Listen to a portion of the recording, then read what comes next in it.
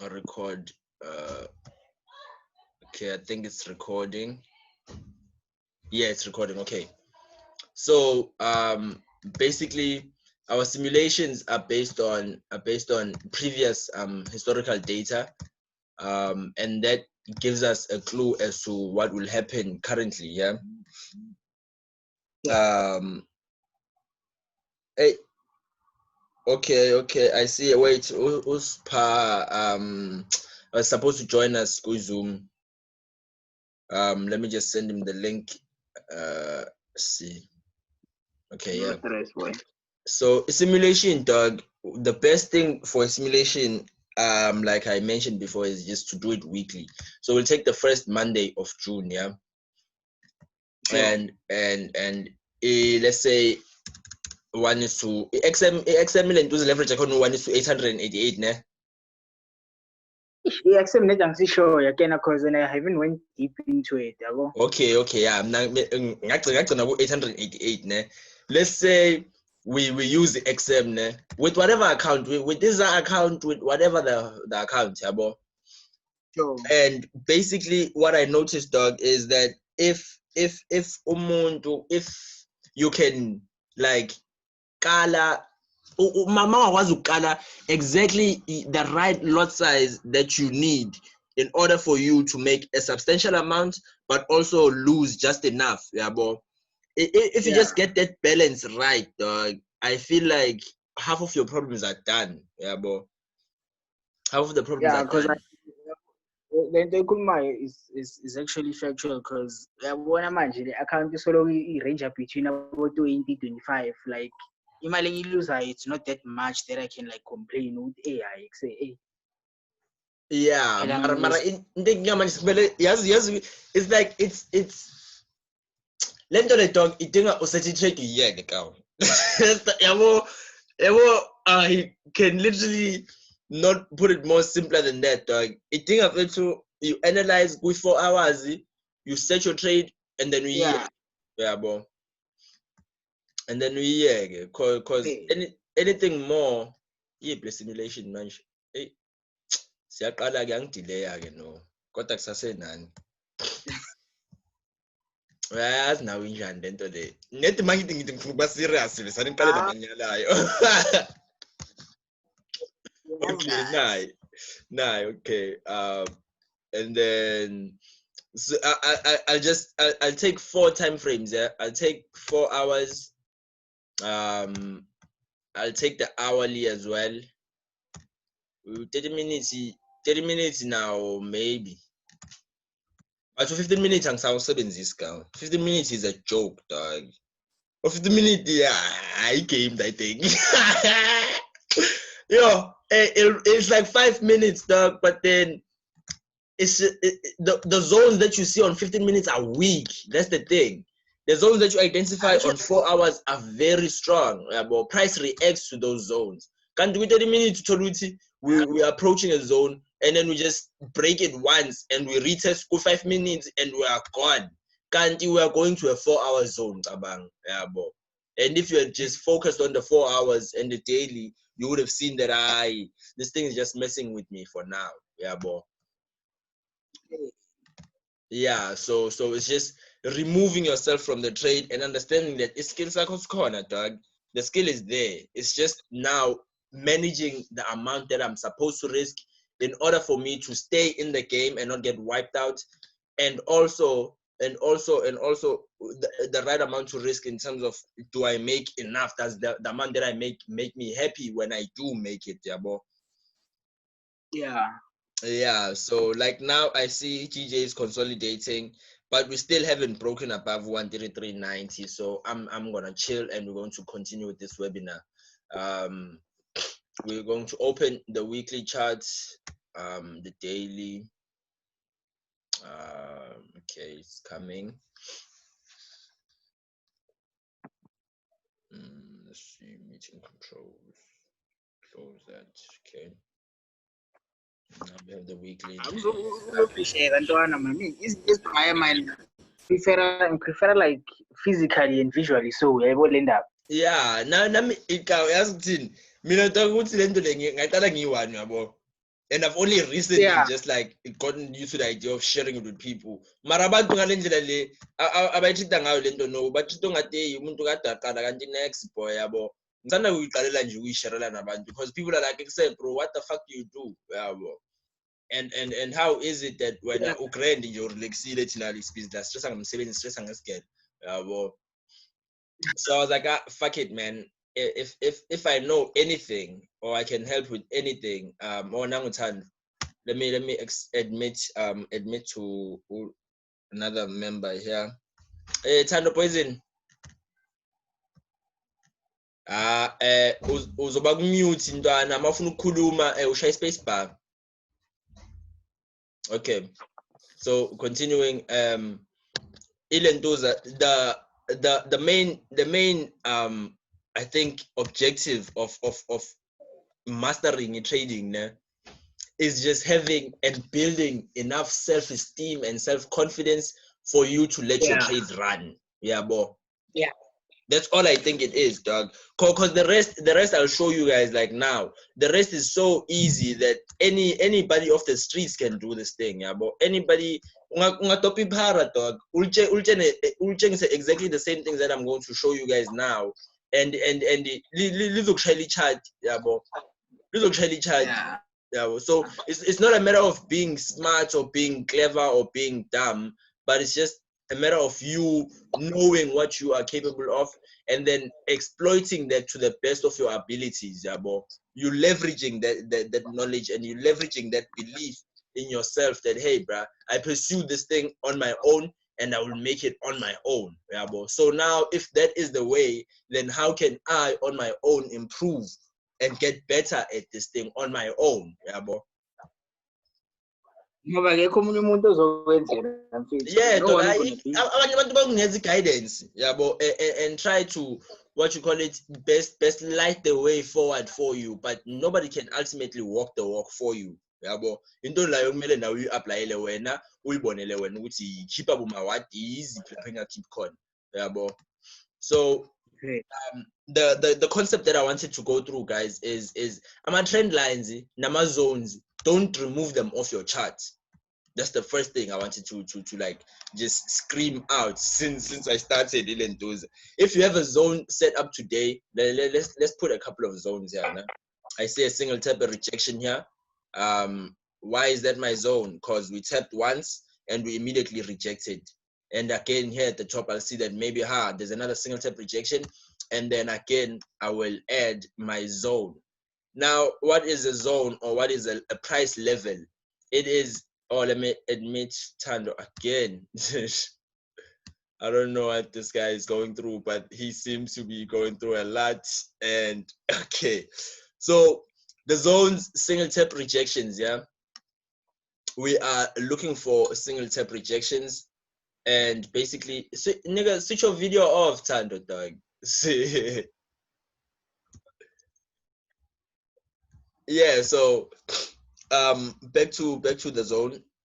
The single tap rejections, it is to get it as close to the top part of the wick as possible. Yeah, well, that way you have a very accurate and also I've noticed that the more to the bottom of the wick or to the top of the wick that you place your zone or you eye out your price levels from, I noticed that usually they predict best of future zones or future what you call it areas of interest for buyers and sellers. Yeah, but and then another thing is the importance of the trend line. Yeah, I will literally let's just do this as we speak about it. Yeah, but a trend line is something like this, something that it's a line that you draw across the chart to gauge what you call it, a trend.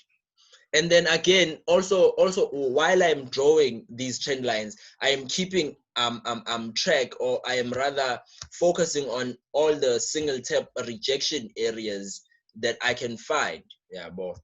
So I'm gonna change the color here just to make it a bit more what you call it, a bit more, yeah.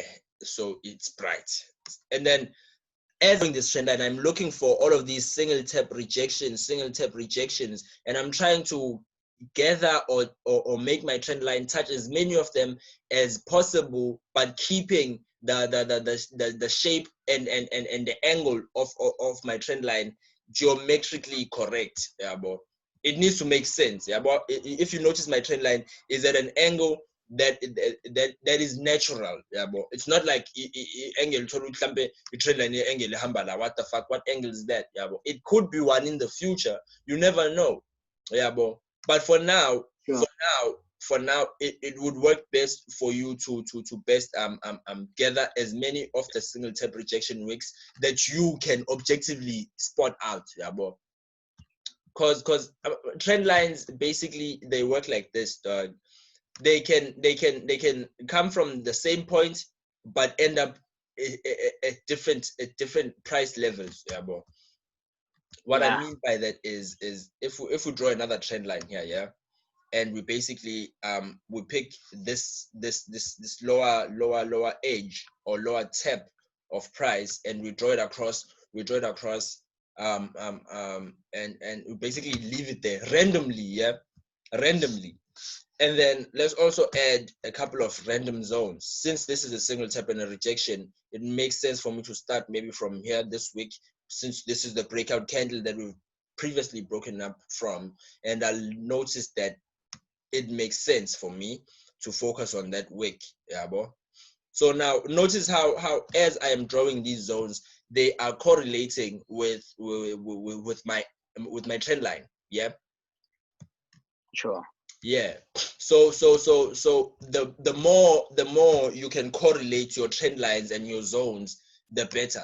Yeah, but we'll add another trend line here. Just simply because I see single taps rejections, I see single taps rejection, single tap rejection, single tap rejection. And basically these single taps and rejections, they are basically showing me that, hey, maybe we have a possible trend here, and maybe this move up was a fake move to end or land back within this trading range. Yeah. How do I know this is a trading range? We are going to assume, yeah, if I were to again draw a trend line from here and draw it all the way back, it would somehow touch a historical price point, and basically, oh my god, I saying okay. If I draw the trend line back, it will definitely more often than not, it will lead me to a historical price point. Yeah.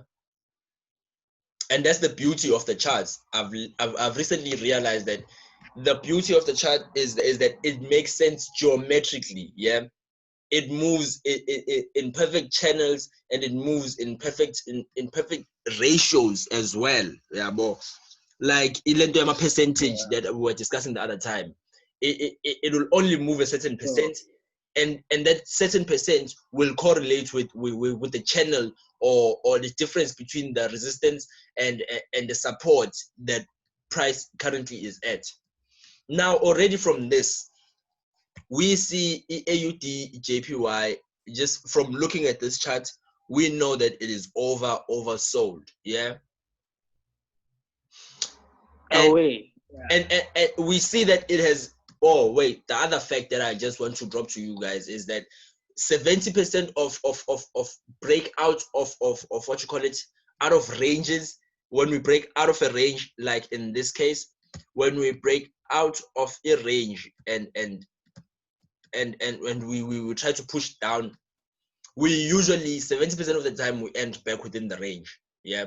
And we need to somehow tap this area, as again, it is geometrically in proportion to everything else that the market does. Yeah. So now if I'm basing my what you call it, let's look at the daily here. If I'm basing my analysis off the 4 hours only, notice that the daily will tell me the same thing. Yeah. We kept lower here, but then again, we haven't retested this what you call it, this wick or this area or this price key level. Since at one point it probably was broken to be support, and at another point was broken to be resistance. So it's a key level. Yeah. Now if I can just accurately predict, if I can on a weekly basis accurately predict, or on a monthly basis, yeah, accurately predict the successful push back within the range, or the successful push out after it retest out of the range, if I can just per month get at least 4 of those predictions right, yeah, with the right risk to reward ratio, with the right lot size, I can successfully grow my account to $2.5 million in less than 6 months, yeah, in a month, to be accurately right, yeah. The last backtesting session that I had, it was $1.5 million in 30 days, yeah. So that just woke me up, and I'm like, hey, this thing, instead of us just dreaming and setting goals there out, find a distance, how about we actually set goals on a weekly, on a daily basis, that allows us to keep track of how far we stray away from the target and how far closer we get to the target, yeah. And the target can be something as big and as random as whatever. It could be you want a McLaren, it could be you want a Porsche, it could be whatever. But then pick that amount, stick it on your wall somewhere that you see it every day consistently, make it your wallpaper, make it your fucking desktop background, but just keep that image and that target constantly fresh within your own mind, yeah, bro. And just the mere practice of knowing that and remembering it will click to your subconscious and lead you back from shitty trading habits to successfully growing and compounding your account in a safe, risk managed way over time, yeah. Anyways, I was sidetracking. That's all that all has to do with affirmations and journaling and goal setting, and then turning those goals into visions, and then that vision into an actual action plan. So anyways, back to this. This is oversold, but then we don't have any signs that we might be rejecting now, yeah. There is no candle, or there is no what you call it, there currently is no. I need to change the candle color here, man. Fuck, this black and white is fucking with me. Okay, and then maybe the grid as well. Hey, go. And okay, guys. So back to the charts, yeah. We are simply looking at this area, and we're realizing that, hey, maybe since we've tapped once on the hourly and we've tapped once on the 4 hours, maybe since this 4-hour candle hasn't closed, maybe we'll eventually end back within the range, yeah. And if that is so, I would like a buy. I would like to place a buy order. Oh shit, price is already moving here. But I would like to place a buy order, or 3. It's just okay, or full margin the fucker. But anyways, don't do that shit. This is just a simulation. On real accounts, you don't fucking full margin trades, nothing. Okay, back to this, yeah. But then this goes again hand in hand with practicing enough of your skill to be comfortable with letting things be how they are meant to be, yeah. Look at that. Oh my god. Okay, back, now that I have your guys' attention, now that we have attention, now that I have your guys' attention, I will repeat what I have just laid out, yeah. Everything in the markets is geometrically aligned, yeah. There's a reason why they give you a grid when you first open the markets. There's a reason why they give you candlesticks and not line chart. There's a reason they don't give you this chart instead of this one, yeah. And again, everything moves in a perfect proportion to everything else, yeah. So whatever downside we experience, you can literally take this is the easiest way to make money. You can literally take the highest and the lowest point of those or the extremities of that movement or that impulsive move, or so they say it's impulsive, but it's just the market doing what it always does. If we measure this from the top resistance or the top single tap rejected area, which signals to us that we have a strong area or interest or price level that buyers and sellers, or the institutions more importantly, will be also focusing and zoning in. Yeah, so the difference between the top and the bottom, let's count this out. Yeah, the difference between the top and the bottom, yeah, the difference is, oh, this is how many pips? This is 30 pips, yeah, or 300 micro pips, yeah. So now within that 30 pip range, if the impulsive move was all the way to here, yeah, we should naturally see a correction or a corrective move or a pullback or a retracement at least 50% of the price of the original price impulsive move down or up. Yeah. Why 50%? It could not be 50%, but I prefer 50% just simply because that's the balance. That's where we go from winning to losing. That's where we go from left to right. You know, it makes sense. 5, yeah. It makes sense to me, and I choose 50%. You can choose to have tinier percentages as a way to limit your risk and to limit your time in the markets. Yeah, you can choose to say, okay, since 50% is somewhere here, maybe let's say my take profit will be around this area. Yeah, maybe let's say my take profit is here. Yeah, instead of wanting the whole range, I will keep my take profit small and I will move my stop losses, since we're already in profit, into break even. Yeah, I will set my stop losses at a price that is, let me just set it for you guys. At a price or break even, I will set my stop loss at break even.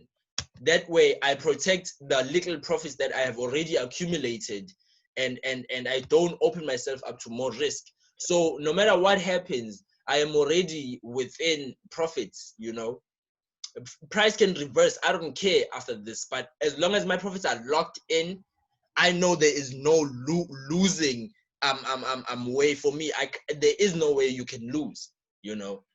And that's one of the things that makes the FX different to gambling. Yeah, but because gambling, you can't choose how much you want to lose. You can say it in your mind, but you can't set the slot machine to prevent you from losing a set amount. You dig? And that's ultimately the difference here. Because this thing is addictive as gambling. It is basically gambling, guys. This is gambling, but then with this gambling, you can protect the profits that you have made, and you can choose a set amount that you are willing to lose on that specific day. Yeah, and also you can have things like charting tools, like trend lines, like price resistance and support zones, and tools that in a way prevent you and stop you from yourself from fucking up and falling into the cycle of this turning into a gambling thing. You dig? And that's why we have these tools. They ultimately are meant to stop you from adopting a gambler mindset. Yeah. Are you guys still with me? No, clearly, dog. All right. So back to the candle here. I would say this thing, if it does not hit my stop loss, it's going to push up, because again, the extremity, the difference between this move and that move, and guys, this applies to every time frame. Yeah, this applies to any and every time frame.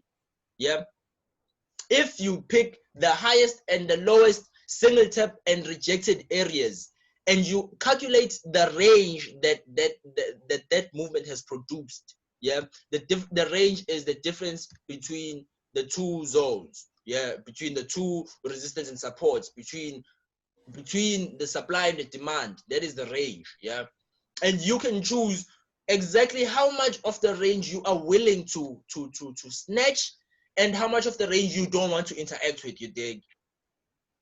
So again, we are retracing. I said you could have your take profit right here, yeah, at 75.370, and the take profit is basically you winning against the market and you choosing to take money off of the table, yeah, and not keep any more money on the table. Because again, if this is like gambling, then it makes sense for you to take whatever little you have and to go. You know, it's better to have a little of something than all of nothing. You dig? So the orders, the take profit orders, the stop loss orders, they are all meant to what give you a way to protect your capital, to preserve your capital and your principal. Yeah. Okay, now we will move on. I will let this go for 4 hours, or let me close at least one, since we want to go away with something rather than nothing. And notice, guys, this man, this thing is literally that, guy. It's so fucking easy. The rest of it is noise. Trust me, the rest of whatever anybody else tells you is noise, except from your own information that you've gathered. You dig? From your own understandings and your own perceptions and adaptations of the knowledge that you have gathered. You dig? That to you nobody can take away. Yeah, bro. And it is important for you to somehow form and mold that information into a valid plan of action, yeah, into a timed and measurable. More importantly, most people don't want to put a measure, or most people don't want to journal their trades, and most people don't want to track their progress because they are afraid of what they could be if they were to be all that they can be. You dig? It's just people are scared, bro. They're like, what if I'm really good at this, and what if like shit hits the fan and later I become a failure? Your job is not to predict the future. Your job is to do what's right here. Is to trade the process correctly. Is to do the thing that they call forex trading correctly. And the correct way of it is that everything is geometrically aligned. Yeah. If I were to leave this trade, guys, if we left this trade, let's say we skip a bar, let's skip a bar, yeah, or 4. If even if my stop loss gets hit here, I will know this trade ultimately needs to go up because we have to balance out the downward movement. We have to balance out the downward movement. You dig? And if you are patient enough, and if you trust yourself enough to understand these little and simple concepts, then you are well on your way to making a shit ton of money in a short space of time. You dig? And that's the thing nobody wants to tell anybody else. It's like, it is so easy to make money. You can download it from home. Because again, the general consensus of the public is that you must go to school, you must study, you must find a fucking job, and then you make money. You dig? Literally, that's the truth, bro. And the lentole is this is the only reason why I feel like I should be actually out there and helping people. It's because lentole forex stock is this easy. In the King, people get fucked up when they want to do all of these crazy other things that have nothing to do with the markets, yeah, bro. That have nothing to do with how to trade. That have nothing to do with how price action moves. You dig? And they out here, they flaunting their cars, they flaunting all of these watches and whatnot. But I don't care. I don't give a fuck. You dig? What matters to me is that I understand something clearly before I invest my time and energy into it. Yeah, you must first understand everything, or at least like invest your time in understanding something before you invest your money into it. Yeah. And most people, like literally most people don't understand this. You can pick out any zone you can pick out any fucking zone, you can pick out any zone, and it's literally applying the same concepts that we have outlined here. You take, we have outlined that, hey, a trend line, if you set it, don't remove it off your chart, instead just extend it. Yeah, we extend. Keep is zone nayo, same thing. Keep, because sooner or later price in the future or in the future, like we can't go backwards, but sooner or later, price in the future will definitely come to that zone. You dig? Let me just close this one. Yeah. So we're done. That was the trade. Yeah.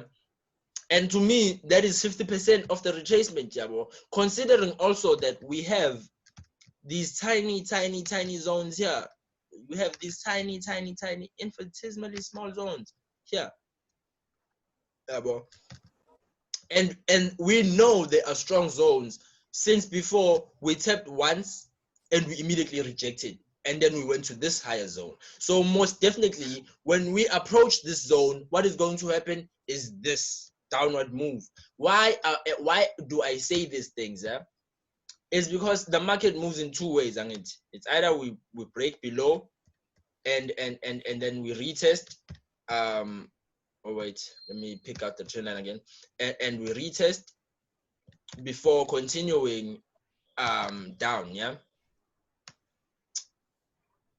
you know, it's that simple, guys. It's like this one thing, this one move is exactly what I'm eyeballing when I look at this move. Yeah, when I'm looking at this move all the way down, and I'm eyeballing which zone we can increase the size of your zone. You think doesn't matter, but as long as you are aware that there's a significant presence of traders there, you know what's going to happen after this. Yeah, once price breaks a zone, it retests and then it continues to at least this part. Yeah, to at least this bottom part. Yeah, again, these are concepts that nobody pays attention to, but again, we're just going to be learning shit, and eventually over time it'll compound, and then people will be like, surprise, look at this now, guys. So since we have retested, if the theory is that if we break a zone, we retest the zone before continuing down, then logically here, if we have broken a zone, if we have broken this zone, then this is a retest for further move down. Yeah, for a further move down. Now, how far down is it, and when will it turn? You wait for the candles to print dojis, you wait for the candles to print what you call it confirmations, you wait for the candles to print engulfing patterns, but you wait for the candles to give you the signal that, hey, now might be the right time for you to take a trade. And we basically waiting for minor resistances to be formed, or we're waiting for minor supports to be formed. That in that sense, when those structures are formed, we literally get an idea of where price is heading and an idea of where price might go in the future. Yeah. Now, these concepts are simple, but then when you are dealing with money, we just go crazy, niggas. We just go crazy. We do the most randomest things, the most unnecessary things, and we know that we are fucking up. Like in the act of picking a wrong trade, in the act of using the wrong risk to reward ratio, in the act of not putting your stop loss, you in that instance know that, hey, what I'm doing right now will fuck me up. But then we literally and we keep going anyways. Not knowing that it is in that decision, it is in that moment that we are meant to actually just chill back and trust the process. Yeah, bro. More than anything, trusting the process. Yeah. So let's skip. Oh, we tapped the 50%. Yeah, we tapped the 50%, and notice how this trend line was the same random trend line that I said we must draw. Yeah. So again, everything is geometrically aligned. There is no false move. There is no mistake in the charts. It all happens for a reason. Yeah. So it is just us finding out enough, or us gathering enough reasons for us to actually just allow our minds to chill, yeah, and allow our minds to rest easy, knowing that, hey, also this is a 4-hour structure, and this candle right now is just leaving a wick and is rejecting a certain price, and most definitely will push up, but eventually I know we need to come down. Yeah. because things are balanced in the markets, unless your trade is wrong, and unless you are not paying attention to this minus structure here. You know, again, it's just about having the most objective view as possible. Yeah, well, the most objective view as possible. So Lana, we might be rejecting simply because we have a bearish close, but then we might also be rejecting the bottom side and wanting to maybe push on up. Yeah, but so until the candles print, there is no sure guaranteed way of knowing. Yeah, but until the candle closes, until the candle prints, there is no guaranteed way of knowing. You can only about tanders, which you are right. Yeah. So if that is the case, then it makes sense for us to always protect what we have already. See, I should have gotten enough there because already it was within my profits. But anyways, let's just play it out. Let's play it out. No patience. You see the candles are rejecting. Candles are forming bearish candles. They are rejecting the top. Look at the wicks. If the wicks are literally creating lower lows and lower highs, there is no wick that is breaking below or above the previous one, and they are all forming in a downward what you call it fashion. This should continue down. If not, we know that a break and a retest above the structure will most definitely lead to us retesting these highs. Yeah, because it's just how the market moves. They will definitely, if we break above and we close above and we retest this 75.450, we're definitely going to be seeing a push to the, let me remove this quickly. We're going to be seeing a push to the 75 800s, you dig? And if you are able to successfully apply this process to at least 2 currency pairs, my guy, at least 2 currency pairs in a month, and then uyakele i-trade yakho until you see the range getting filled completely, until you see the whole move down to your take profit, until you see the candles go to exactly where they are supposed to go. And you know this. You know that they are going there. But then again, ngaleso sikhathi leso, oh, Thando is back again. But then again, ngaleso sikhathi wena ngesikhathi wabona amakhandlela, you choose to disregard everything that your mind and your brain is instinctively telling you. And I don't know what happens, but it's crazy and it's interesting because I always get caught up too. It doesn't remember like uzokwazi iyahamba lento le in my direction, no, but then still upanic instead of relax, upanic kakhulu. Yo ucala ucofa ama-button, just pressing buttons. No, yabo. In those times of you wanting to do something are the times where you're supposed to relax the most. Yabo. Yeah, Because the skill is there. If you are a person, if at any point in your life you have taken one trade and it has gone in your direction, you have the skill. You just need to wait and manage the amount of volume that you put on one trade. Yeah. So it's just it's concepts like that, and notice why I have a deal map on. Yeah, the deal map is on because again we are keeping track of the kinds of movements that price or the way that price moves. Yeah. Let me draw it here. We said price, if we are in a downtrend, we break, we retest, we break down, we retest, we break. Yeah, that's a downtrend.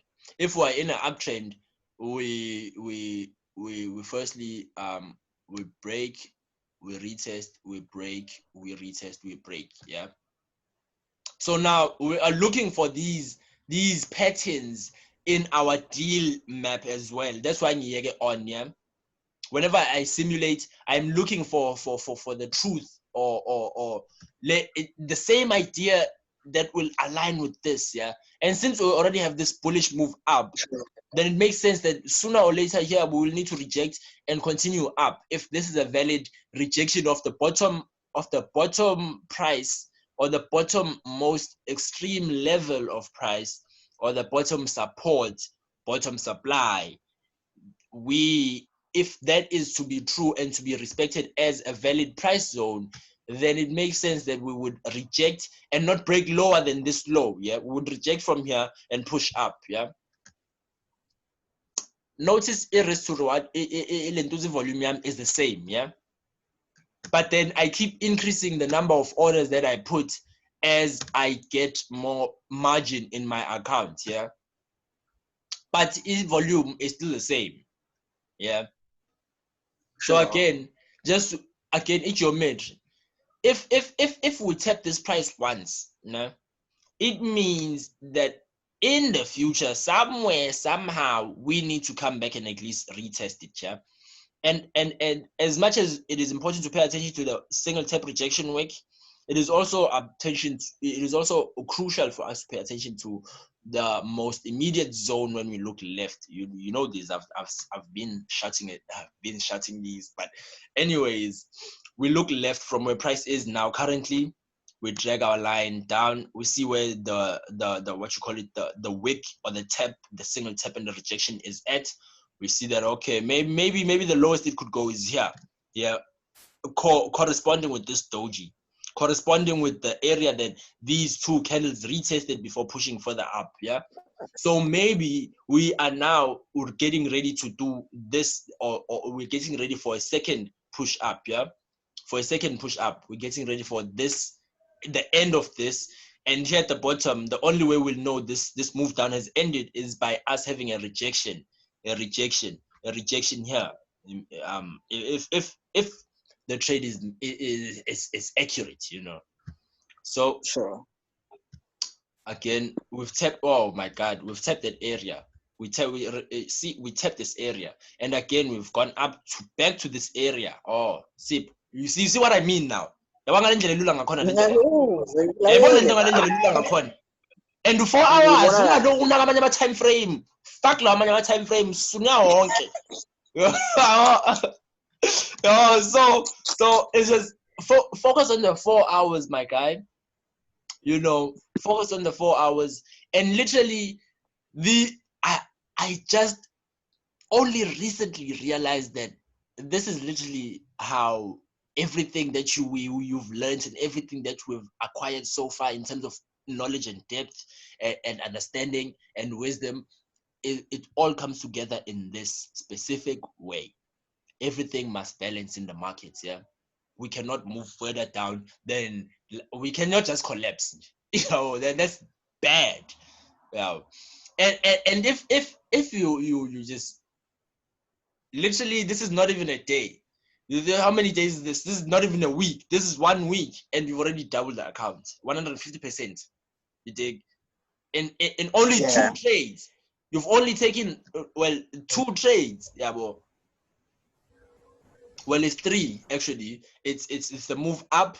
It is the rejection at the zone left, and then we went down to retest the lower lows, or the breakout zone where this bullish candle previously broke out from. We broke above, and then we retested that area. And then now we have our third trade, which is pushing us up, which is this move up, So wait, let me just. There's also definitions to these areas. I just let me close this annotation thing down. There's these areas. See the turning points of. Let's leave one. Okay, the turning point of each of the market moves, correction and impulses. The turning points of those moves, these points, they have a name. These points, they have a name, and also these points have a name. They all have names. This, if it is an uptrend, this is a higher high because it is higher than this high. Yeah. Are you with me? Sure. If this is the low, then this becomes the higher high. Yeah.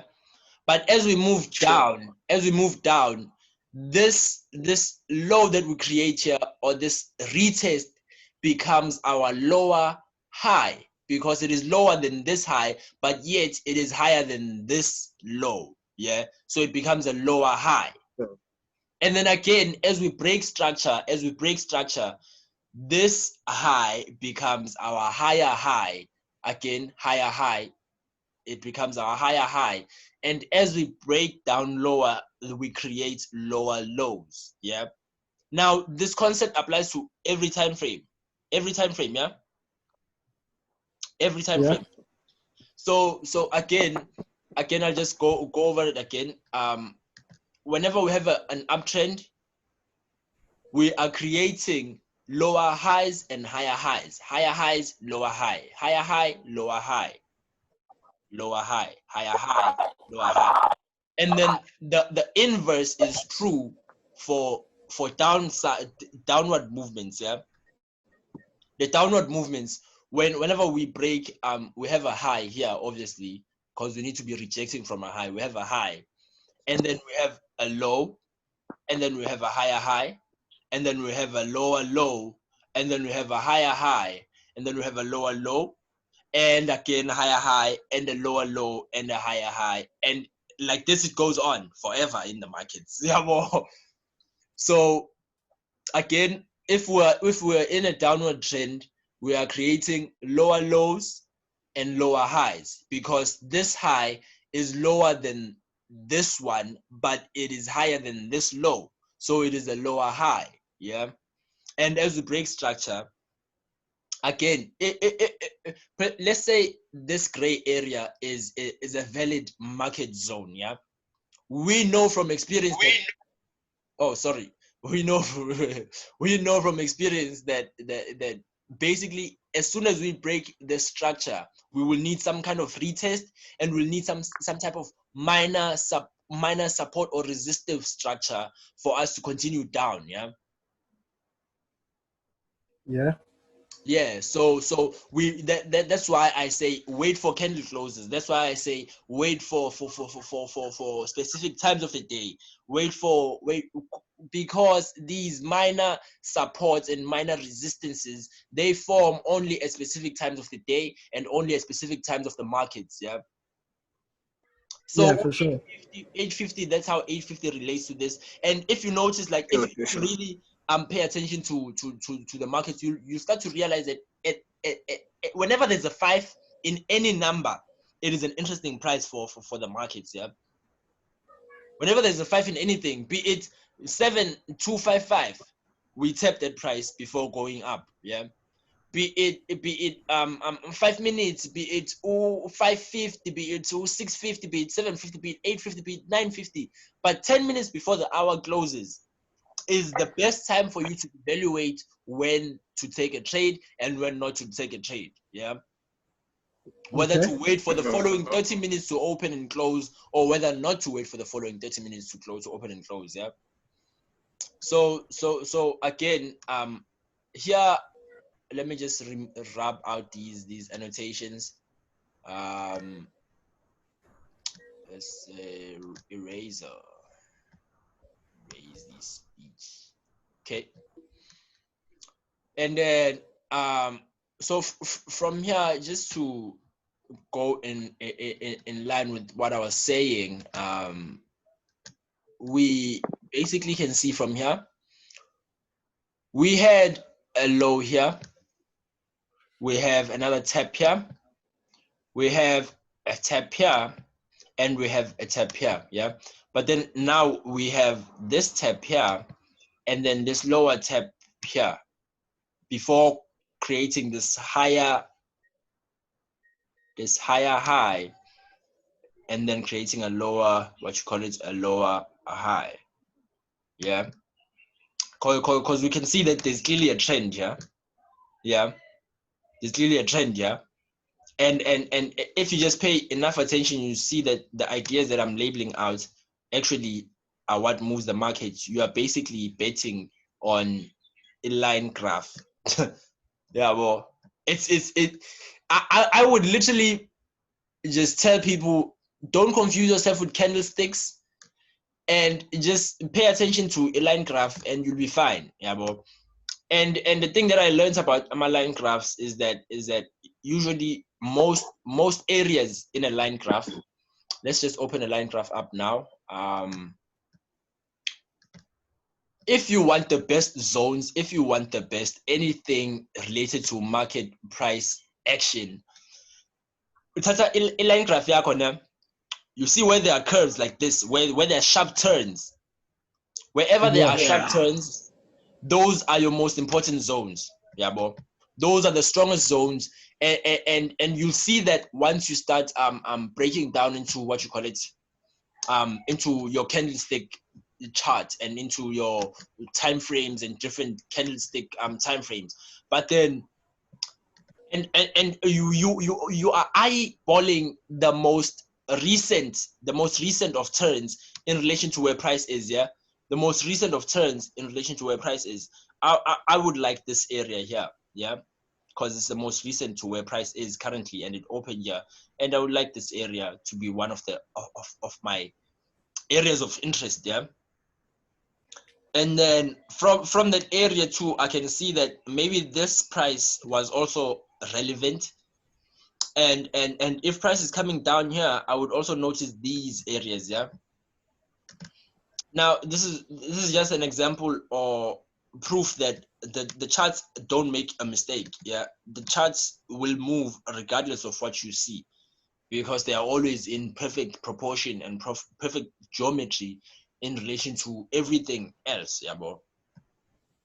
Yeah, but trading, guys, is basically you betting against the consensus and you betting that you will be right. Yeah, you bet against the consensus, and you are hoping and praying that your judgment is accurate. Yeah.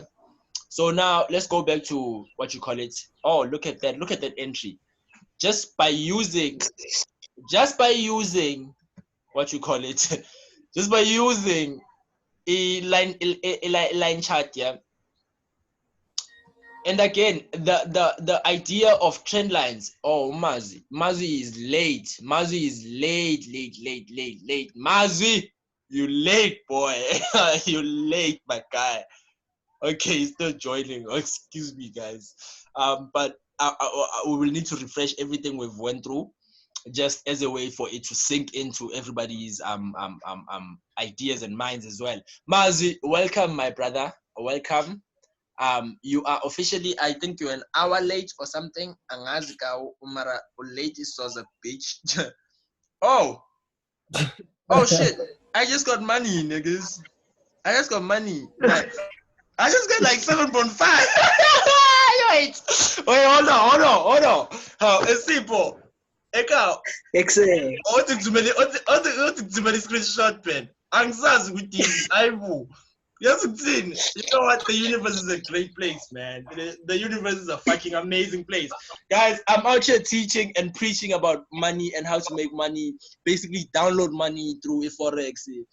And lo behold, hey, the universe is a fucking amazing place, guys. Just know that, you know. So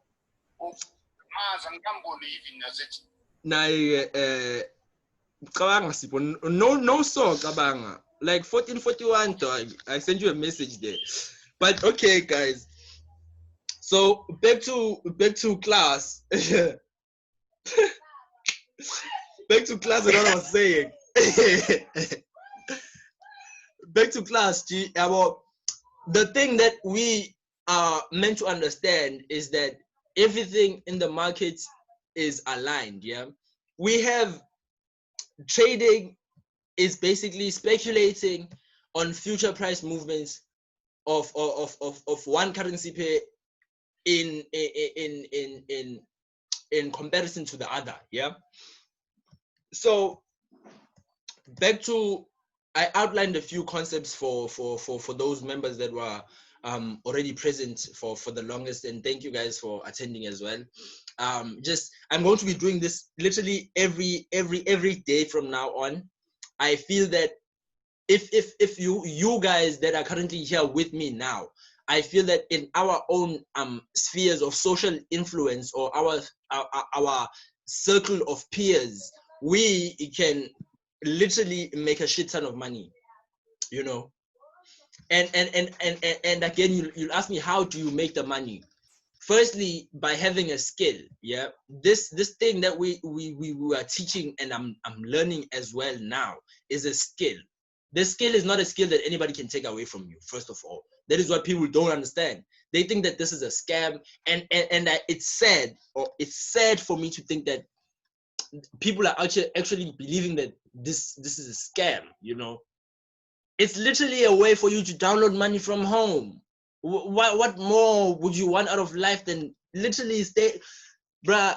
This lockdown, I made over 500K, I think, sitting in my fucking bedroom, you know, and I'm buying a house with that money too. So, man, it's literally just people's perceptions and them needing to change, yeah, bro. And the only way we get to do that is by beating the fucking truth into them, you know, having no fucking mercy. And I'm talking about beating the truth, bro.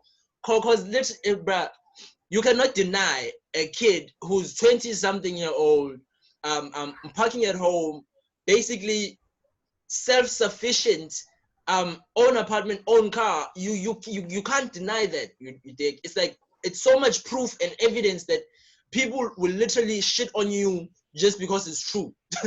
You dig? People literally, they will shit on you just because you are doing you, dog. Just because you decided at one point in your life that, hey, maybe Forex is the one way that I can change my life for good. And maybe Forex is the one way that I can literally liberate my family from debt, and I can be free to travel and do whatever the fuck I want. But first, I need to realize that it's a skill that I need to learn first and understand first. You dig? So again, wicks and candles, yeah, very important concepts. You dig? The my Telegram for Umazi Telegram channel, the files and PDFs there that you can just scan through and read through, and there are books there that you can download and scan through and read through if you need understanding and if you need the basics of Forex. Because I told you from the gate, the effort is up to you, you know. There's information. Everything that I learn from here on will be shared, you dig? But then I can't force you to learn it. Yeah, I can't force you to learn it, you dig? That's where your own initiative comes in, and that's where your own ability to see the truth and to exploit it to your own benefit, you dig?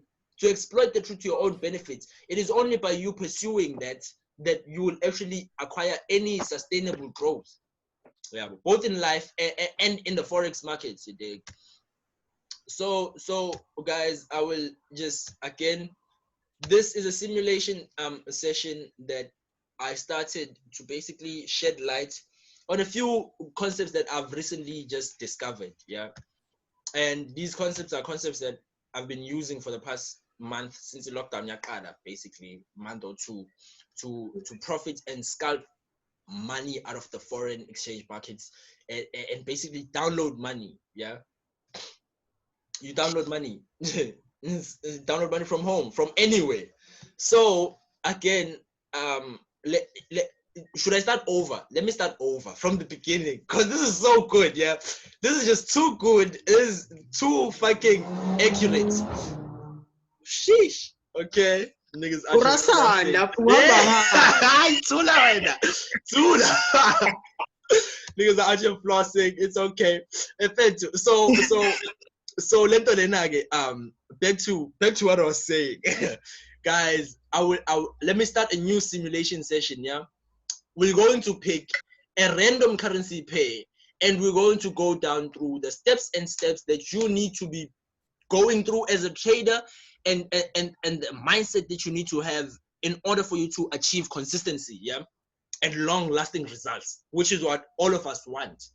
Yeah, bro. So for Utando no Sipo who are here for the longest, just bear with me, guys, and also, like, you get to learn it more than once, I guess, and you get to clear out any other questions that you might have. And if you guys do have questions, just unmute yourself in your space bar, or mute and unmute and then speak, and I'll be happy to hear your guys' questions. Yeah. So for now, let's close down all of these simulations.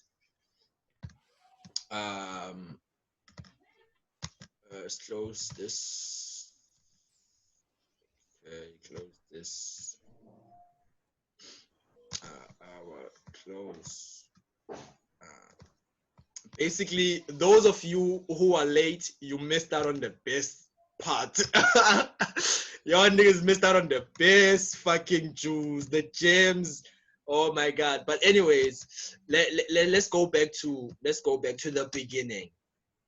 Yeah. Let's take it back to the beginning.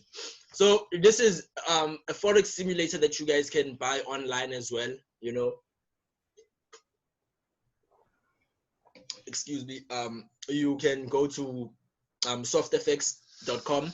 It's $100 or something, I'm not sure, but yeah, you get basically a lifetime membership. Yeah, and you are free to basically backtest whatever currency pair that you feel you are in need of backtesting. Let's see, GJ. Okay, still rejecting. Yeah, I got manje. Okay, let us do this live. Yeah, okay. Again, single tap rejections. I'm looking for all the areas where price has tapped before historically and has immediately rejected. Yeah, all the areas in price where price has tapped once and immediately rejected. Yeah, and in so doing, I'm establishing what you call in trading as a range. A range is a difference between your highest extreme and your lowest extreme. In other words, the difference between your support and your resistance zones, the difference between your supply and your demand zone. Yeah, that is the range. This whole space in between here, let's count how many pips that is. The whole space from the bottom to the top is around. It's 1,000. It's 175 pips, but it is 1.7. It is 1.75. Wait, this is 30 minutes. This is 7 pips. This is 70 micro pips. This is 7 pips. Okay, and basically out of this whole range, you can choose how much of a piece, how big a piece you want. Yeah, you can choose. Maybe you want the upside. Let's put this into perspective. You can choose if you want the upside, or you can choose to get the downside. Yeah, or you can choose to get the downside. Yeah, but then in order to successfully get the downside and the upside, or the upside, you need to know the exact what you call it areas of interest that will hinder your movements, or that will stop or give you trouble on your movements on the way up. Yeah, or on the way down. Yeah, so already you see that this situation here is of bullish nature. Yeah, we see the 1st of July we opened and we immediately rejected and we pushed up. Yeah, but now after pushing up, we have this area here. We have this price area, single tap rejections again, single tap rejections. We have this key level here that we have rejected before, but also supported before and pushed all the way up. Yeah. So now, if price somehow, is to close below this area, or if price is to close above this area, then the possible upside movement is all the way to 134.695, and the possible downside movement is 132.954. Yeah. So now we are going to dissect exactly all the points or the wicks of interest in the upside and in the downside, yeah? Because we don't know which way the markets are going to move up. We don't know which way the markets might sway, because you can't predict the markets. You can only analyze and pray, basically. You can only analyze and pray, yeah, bro. And the funny thing is that the only way you get to being comfortable with that concept of you cannot control the markets, like that one truth, the quicker you familiarize yourself with it, and the quicker you want to find out what exactly controls the market, then if I don't move it, you need to know what does, yeah? Now back to the charts. The charts are simple. It's either they move up or down, yeah? They don't have any other way to go, or it's either they move up, down, or they consolidate, which is this whole thing. This is a whole fucking consolidation area here. You dig? Consolidating. It doesn't do any of this, yeah? Doesn't do any of this. Instead, it gets stuck in one place, yeah? Again, Sipo, now you see why I had sent you the sell signal for ETJ, yeah, and told you to hold the whole week until Friday, yeah, well, because I'm anticipating that maybe we'll touch this week here. If not, at least we've already like touched this one, yeah, well. And basically, that consolidation price either moves in one of three ways. Either we are breaking, let me just make this smaller. This brush is way too big, guys. It's a big fucking brush. Okay, so it's either we break lower and create a high, and then we retest that high before continuing. Let me just move this out the way. Before continuing up to this wick, basically this area, yeah, excuse my line, before continuing up, yeah. Now this in simple forex terms is what you call as market structure, yeah. The market has a structure, the market has a set way of moving, yeah. The market has a set rule of how it can move. Basically, that is what happened there, you dig? And then we're consolidating here currently. We've broken lower, come back here, should, you dig? But then we don't know, so we can't guess. We can't also bet on it happening for now, but we can merely suspect and anticipate, yeah? So the price only moves in two ways, yeah. It's either we are creating highs and then creating lower highs. Notice that we are rejected from this area. It first needs to start from somewhere. The movement, the reason why we take the extremes is because the movement that we are measuring first needs to start from somewhere, yeah. And you can choose where your movement or your bias is, your bias stems from. You can choose that, you dig? So what I mean by that is we can have the 4-hour time frame right now, you dig? And you can choose to maybe pick this lower point as your lowest point, you dig? And you can pick this high as your highest point. It doesn't matter, yeah, well, it does not matter, because at the end of the day, it is all the same concept, just repeated over smaller time frames, yeah. So now back to what I was saying about this simple concept of breaking and retesting. Bounced, created a double bottom, and then we couldn't obviously break above here. and then we went lower all the way, and then we came back up, and then we came back up, yeah, to retest. Notice where we're retesting. We're retesting the same area, yeah. And then now what we have is this tiny consolidation here, yeah. You can add a trend line here, you can add another trend line here, doesn't matter, but trend lines are meant to box in what you call it, diagonal movements of the markets, yeah. And it's there's two, the plane that, okay, let me not go into all of that.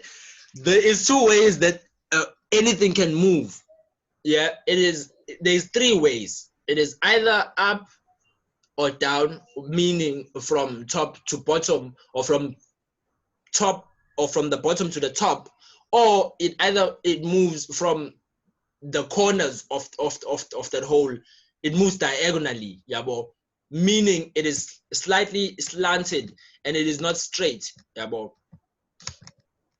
So in order to find out all of these sideway movements of the market, or sideway price channels, in order to find out and box out so that you measure and you are able to exploit these movements, anticipating that, okay, since we have bounced from here back up, then maybe from here again we'll bounce all the way back up, yeah. So your trend lines allow you to measure out. They allow you to measure out exactly where price might potentially go and where price might potentially reject, you dig? And just knowing that alone, you can see that this area is a pretty strong zone, guys. The area that GJ is stuck in now is a pretty strong zone. We have 4-hour consolidations. We have multiple taps at that zone. We have 1, 2, 3, 4, 5 taps at this key level. So 133,900 to 133,850 is a key level, and is a level that will most likely dictate and decide where price will go from here, yeah. So back to, let's say, 30 minutes, which is the original price that price time frame that we were looking at. Let me erase all of these things for you guys. Now, as a trader, you are constantly looking for these things. You are constantly eyeing and searching for which price levels you can exploit, yeah. You are constantly searching out the best prices that will allow you to have the tiniest stop loss and the biggest take profit, yeah. So already from our breakdown of GJ, we see that this being our low, we can basically understand that maybe the momentum is towards the downside, yeah. Why is it towards the downside? We have retraced more. We have made a retracement move that has broken the balance between 50-50 now. Or 50-50 into this zone. If it is 7 pips, then it makes sense that maybe our 50-50 is here, yeah. 50-50, dividing it into halves, yeah. Take your range, divide it into 2, yeah. And all of these movements, they are higher time frame candles, yeah. These movements, guys, this thing, or who left? Okay. Oh, Tando Vele is an old head. Yeah. Anyways, back to these movements, yeah. In between again, do you see how everything makes sense in the markets and nothing is a mistake? I want to just show you guys, there is nothing random in the markets, yeah. It is all moving towards a bigger goal and a bigger picture, yeah. So now, with that being said, let's go back to this area, yeah. This area I will call our high, our higher high. And then we have our lower high. I hate writing with a mouse. Oh, we have our lower low here. Yeah, we have our lower low here. We have our lower low because it is lower than this high.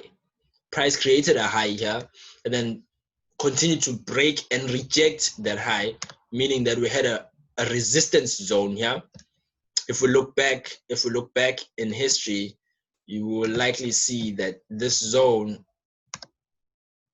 was from historical times of much significance to us. Yeah, see, look back, still the same zone. So here before we had a rejection again to the downside.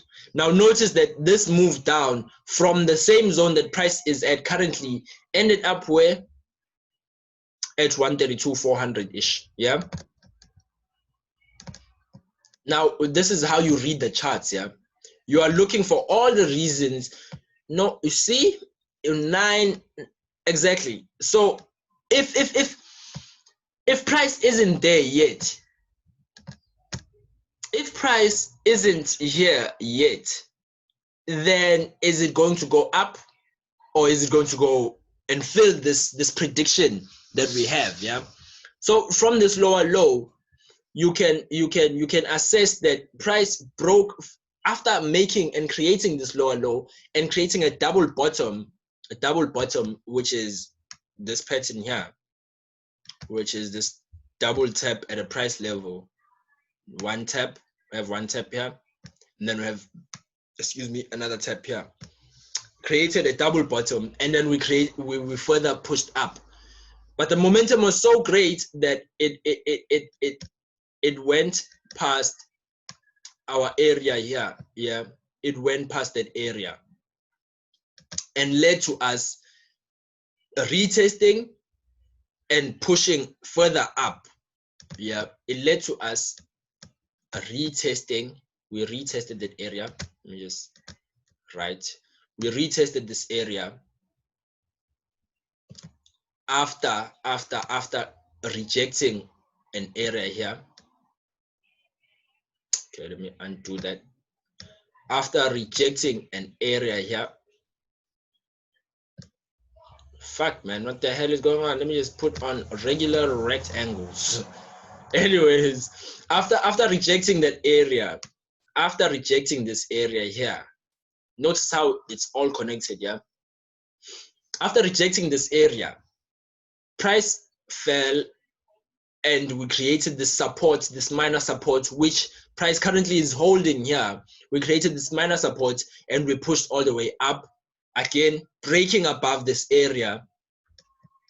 Let's just note this so it's clear for everybody to see.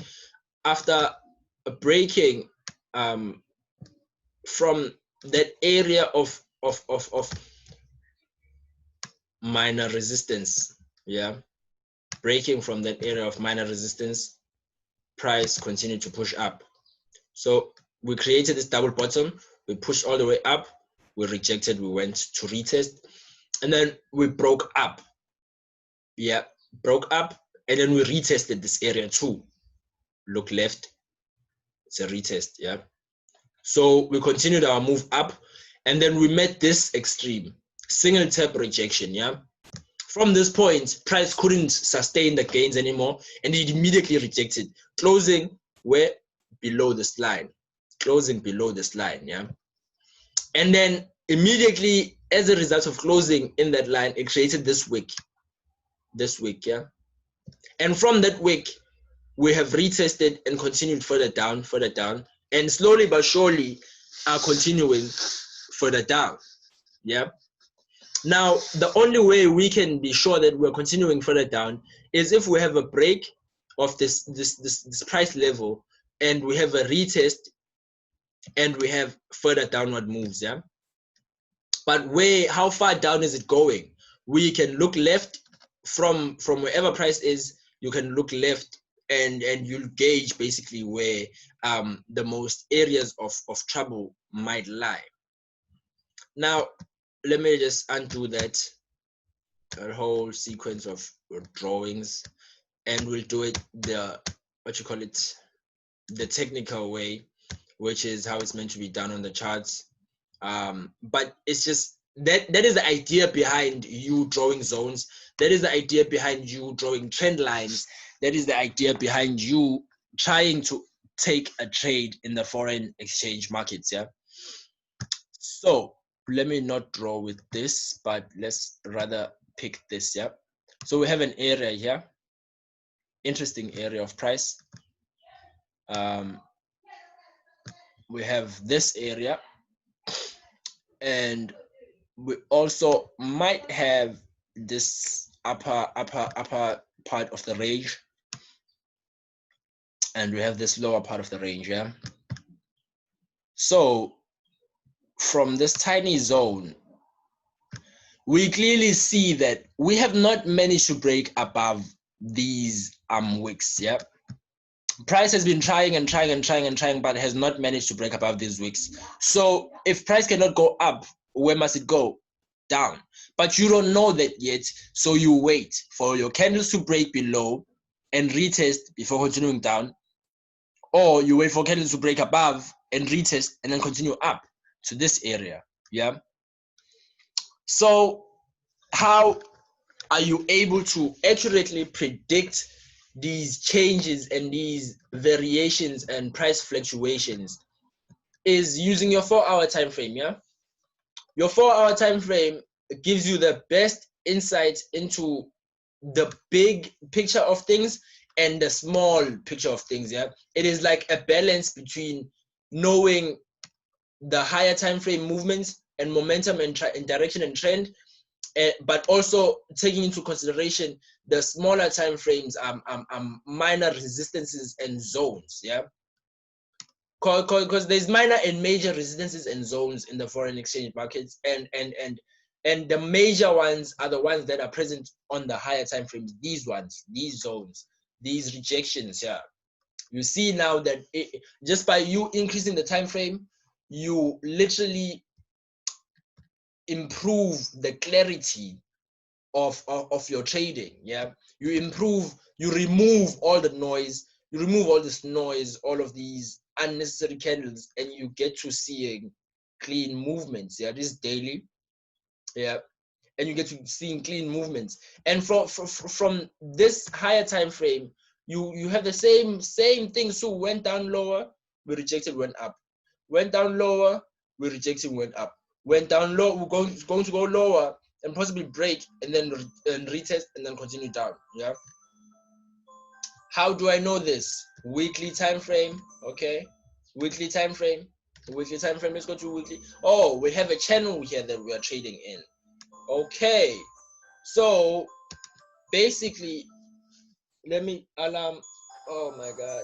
Okay, so basically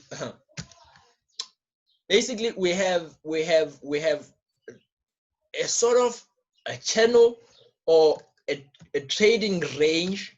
Remember, a trading range is the difference between the support and the resistance. Yeah, but then your support and resistance could also be displayed as trend lines. Yeah, your support and resistances could also be shown as trend lines, and not necessarily as what you call it, support and resistance horizontal lines. It could also be shown as a trend line. So just because you see a trend line on a person's charts doesn't mean they don't know what they're doing. Nor does it mean that they do know what they're doing. So just be careful. And on this weekly time frame, we can sort of range the overall yearly movements and monthly movements of the markets, or of the current currency pair, which is GBP JPY, that you are paying attention to and analyzing. Yeah. So that though does not give you a direction or the right or confirmation for you to take a trade on the smaller time frames, because the smaller time frames move at a different speed and at a different rate as opposed to the higher time frames. Yeah. So keeping that in mind, you will also start to realize that, hey, maybe the higher time frames move slower, but maybe they pay the best. Yeah. Maybe if I was to focus on just 4-hour time frames and the daily time frame, then maybe, just maybe, I would take less trades. I would take more profitable trades because the candlesticks are cleaner. And maybe, just maybe, oh, Tando again. This guy is like, I think Tando, guys, is running out of data and then buying data and coming back. I was gonna say that. But anyways, just maybe if I focus on just the higher time frames and I'm able to accurately predict at least 1 or 3 trades from the higher time frames, just 1 or 3 trades from the higher time frames, and per month, per week, you know, it depends on you and your risk appetite and your dedication to this thing. So again, if I can accurately predict where this current candle is gonna end up, where this candle is gonna close, if I can do that for one currency pair, I can do that for any currency pair, yeah, and any chart, yeah. So again, here we might say that we are going lower, but it'll be wise for us not to forget that price doesn't necessarily do what you want it to do, but it does whatever the fuck it wants to do. And your ideas of what you think is going to happen don't necessarily need to be right, and the market doesn't care if you're right or wrong. So yeah, we have a simple, now that we think of it, we have a simple market structure forming here, and basically that is the anticipation now, yeah, but not without firstly breaking above this zone, yeah, not firstly breaking and filling this wick, you know. So it will be wise to have a stop loss maybe in this area or above this area, and hoping that price will continue to fall just based of this move up, yeah, of this move up. We should if we also, let's say, perhaps if we also, let's say, move the zone to the highest point or to the edge of the wick, yeah, to the highest point or the edge of the wick. Now then, wicks on the higher time frames look like just simple lines or vertical lines, but in the smaller time frames, guys, these are ranges, and these are a bunch of candles that have been moving for that specific candle's time frame, yeah. What I mean by this is, let's take this 4-hour candle. Let's take these 2 4-hour candles, yeah. Now we'll break down into the smaller time frame, and we will see exactly how it is that they've formed, yeah. So 30 minutes, let's go back, let's unlock this, unlock that, and then we scroll. Let me zoom out a bit, see if that can speed things up. Okay, see that candle, that single candle, that one candle laphana with 4 hours, that one is this whole move. It's basically, it starts from here, since I see a doji there, and basically it closes here, yeah, by this wick. Now when you realize this, when you realize that the 4-hour time frame can give you 1, 2, 3, 4, 5, 6, 7, 8-ish candles of profits, flipping 8 candles of 30 minutes, 8 30-minute candles, guys, that's a lot of money. You guys don't understand. Like one candle is 1 billion or more moved around, bro. This is each candle that forms is millions and millions of dollars being moved around. You dig? So just anticipating and accurately predicting one candle out of, I don't care how many they say, just predicting one candle, you have officially exponentially increased your probability to succeed in the markets. Yeah. And understanding how that one candle forms. Yeah. Understanding how that one candle forms, where the open is, where the close is, where the high is. Yeah. Again, let's just zoom in here. Where the high is, where the open is, where the low is, where the close is. Yeah.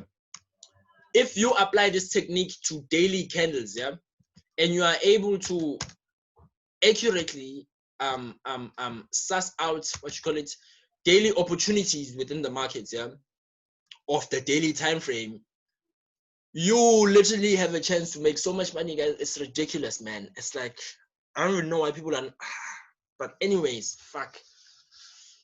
Anyways, we'll keep improving our skill. We'll keep learning. We'll keep sharing that knowledge with all of those who are willing to hear and listen and also pay for it, you know, because sacrifices, my guy. Nothing comes for free in this world, and most free things like Black Friday, we know how that shit ends, you know. We know how Black Fridays ends when there's just free shit everywhere. We know people get crazy, people get reckless, people get irresponsible, you know. So again, the markets need you to be very responsible for every trade and every trading decision that you take. Yeah, because ultimately it is your money, and you didn't start trading to lose money, did you? No. So you started trading to what? Win money, to make money. So now, if that is the thought pattern, then it makes sense for you to adopt all the techniques and fundamentals that will help you make money. Yeah. So I will predict, just for the fuck of it, maybe Segyo Shao 3 right about now. So Shai 3. So 4 p.m. 4 p.m. will give us the move that I want. I will let this hang out like this for now, but I'm in sales along with Usipo, currently with GJ, and we are in deep drawdowns, but I'm holding, and I'm not even, I'm not surprised, bro. I'm not surprised that this drawdown is finna happen, but I'm not like ignorant of it either, you know. I'm literally paying attention to every price tick. So just back to a bit of the, what you call it, a simulation. Sibona simulation kancane, ayisafuna ukuvuleka. Yabonakala. We also might be interested in these wicks, yeah. 1, 2, 3. Okay, cool. Notice that gold is crashing. We should see, let's say, yeah, we should see 160. Now these are just random predictions, yeah, but we'll check back on them in a week and we'll laugh at how much money we could have made but didn't. Anyways, gold, I see it coming around to these areas, just mainly due to this impulsive move up. We should be consolidating at a 50% retracement level. So that on its own, just from current prices as well,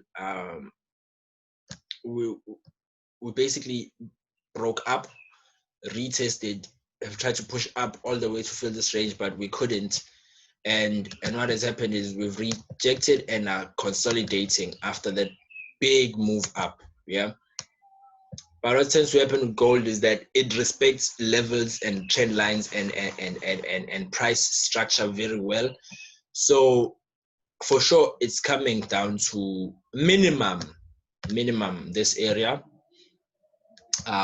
Let's also just, the simplicity of this practice right now of picking out random trades will allow you not to pick random trades when you're supposed to be dealing with real money, you know, because you would know all the things that you are supposed to look for and you know all the things that you aren't supposed to look for, you dig? So like now, what am I looking for? We're creating a minor support here, you know, so maybe my bias for further move down, since we've already rejected here and we've rejected here, maybe my bias for further moves down is immature and premature, but rather I should wait for a break of this zone and a retest and a smaller what you call it resistance like this formed before we continue down. Yeah, and this price I'll also be interested in. So with that being said, if that isn't the case, then obviously we have this next logical psych level here,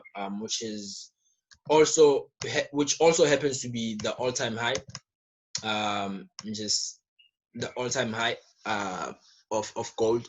1786 gold isn't meant to be there, but then I'm paying attention to all of these areas. Yeah, look at this looks similar to this. Yeah, we have a big move up, we have consolidation, then we have further move up. Here we have a big move up, we have consolidation, then what's missing? Boom, boom, boom. You guessed it. So stop loss is the next thing. Is the next thing that you're supposed to manage as a trader.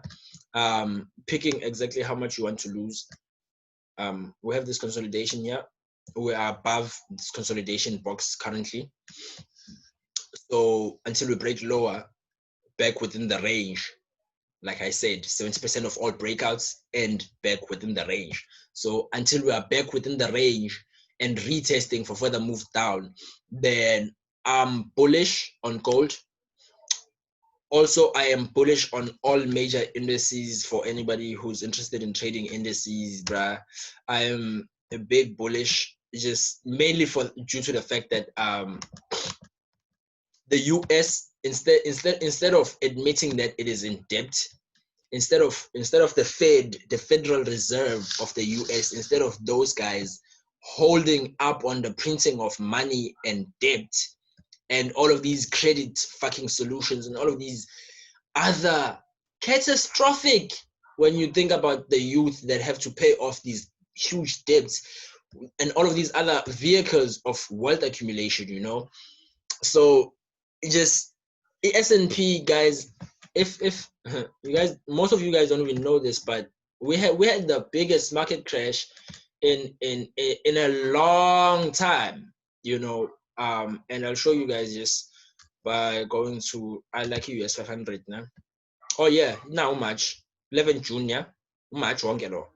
See, you guys don't understand. Indices move along with the general growth of the whole world.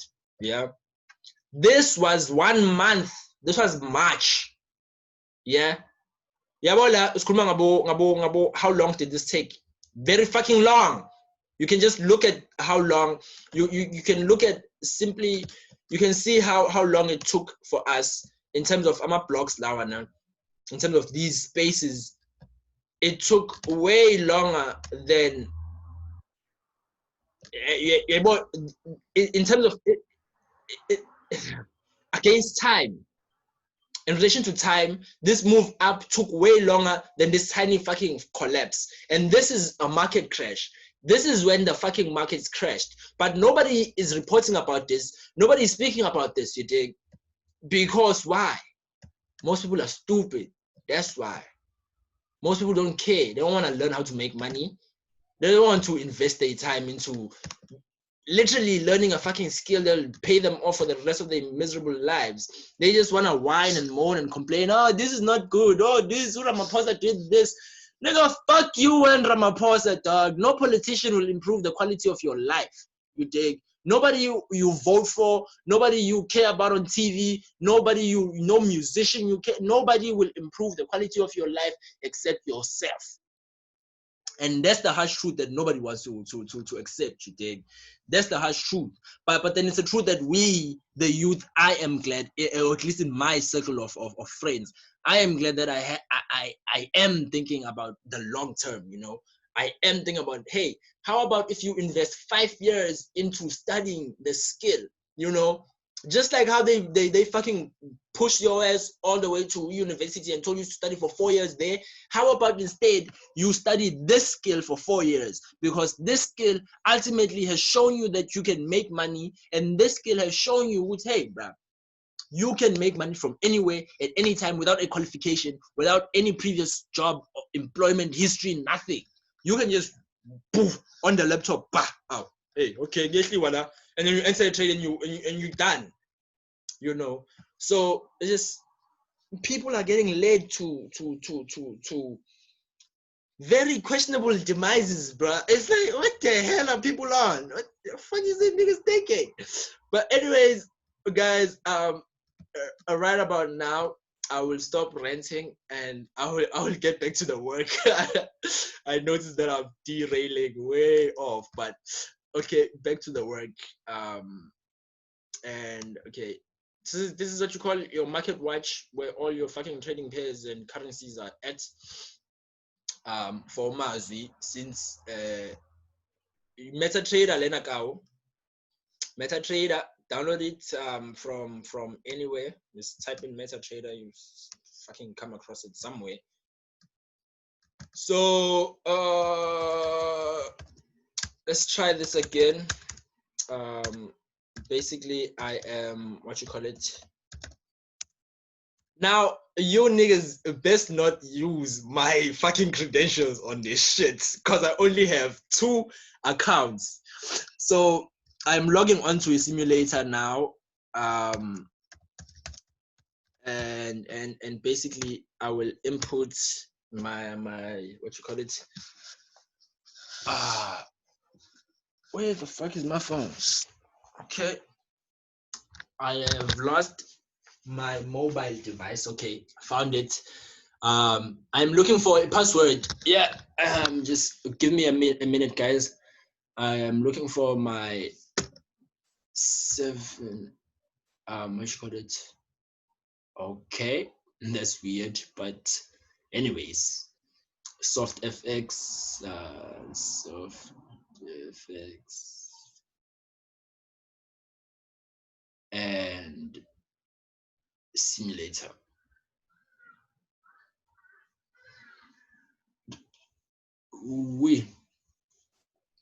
I'm interested to know, hey guys, how the hell is your guys' trading week been? Sipo told me that it's been up and down, up and down. But that's how I know. How's it going, my guy?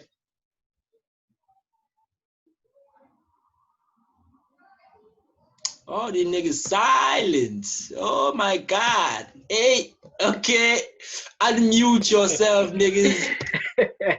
Unmute yourselves, niggas. What the fuck? I just press the space bar, dog. I want you niggas to talk to me or something. Fuck, man. Wena ngiqedile ukukhuluma nawe. Hayi wena boy wena owakhubuka sisiqedile owakho umsayipose dog. I wouldn't even mind if you like to pop out even now, but we went through what we needed to go through with you.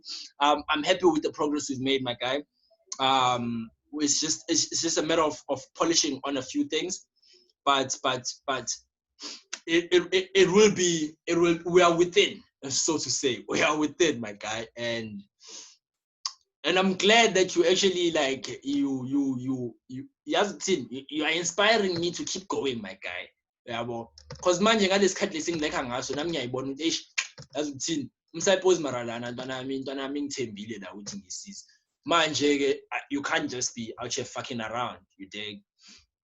So hayi baba asinzi next sisazoyenza akwenzakaleli next vele ntwana yami yazukuthini ngishuthi manje for all of you guys that are here and are interested, ebafethu kumele umuntu athole indawo, akumele umuntu athole indawo, move out, you dig? Move out. If you're interested about growing as a human being, you have friends, bro. You have people you can talk to. Hlanganiselani indawo, i-rent nibhadale per month, and then the rest of the time you guys are trading, and it will be beneficial to like associate with people who want the same thing as you. Yeah, boy. So what I did was beginning when I was like starting out, we rented a place with a couple of my friends, and we basically stayed there. And oh, it's connecting now, and that's where I sort of got a glimpse of just how stupid and how ridiculous life is, guys. It's crazy. It's crazy to think about. It's crazy to even imagine. But let's pick a currency pair. Anybody wants to pick a currency pair?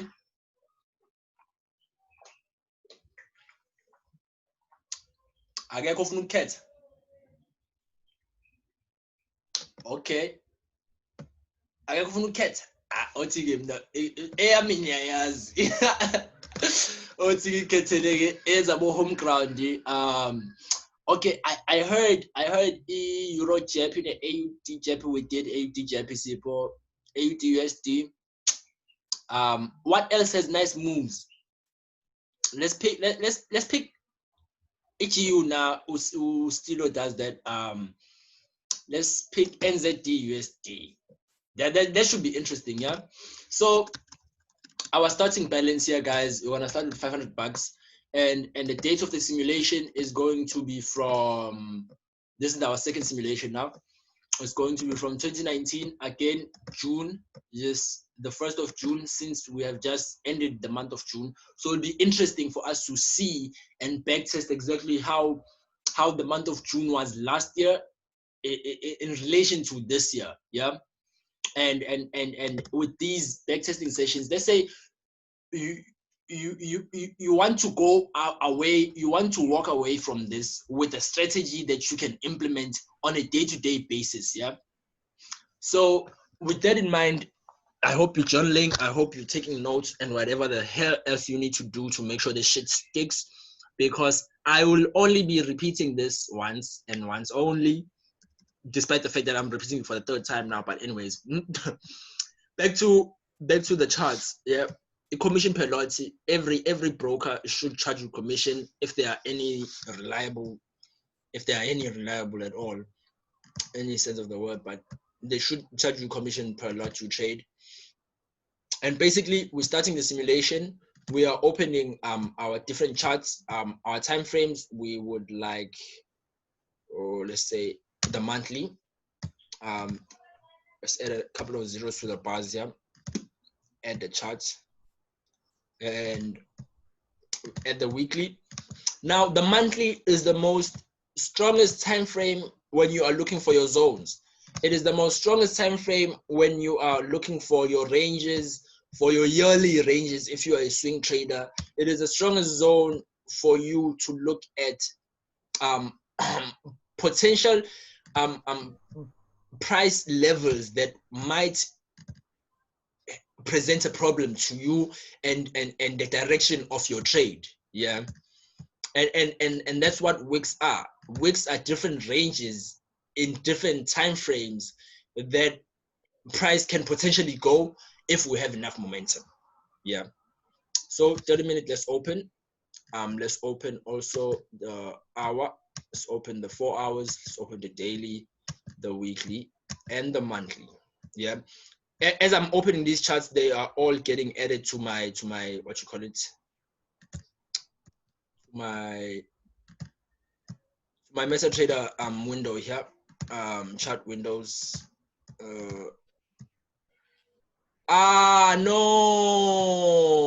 No, I closed the window that I wasn't supposed to close. Fuck.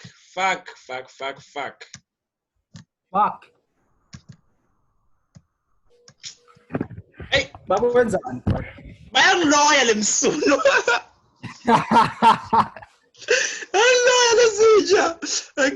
Okay, let me just hurry up now, guys, cause this is gonna be quick now.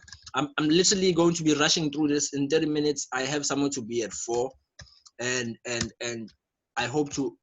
I initially said it for this webinar to take 3 hours, but I think we're way beyond that now.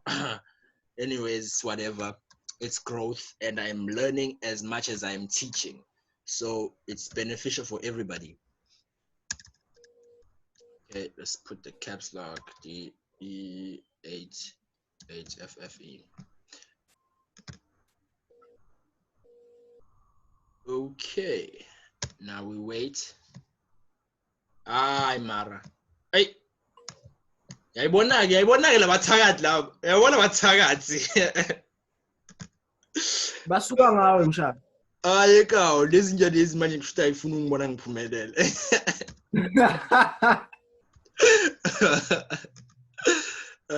Okay. Lulu.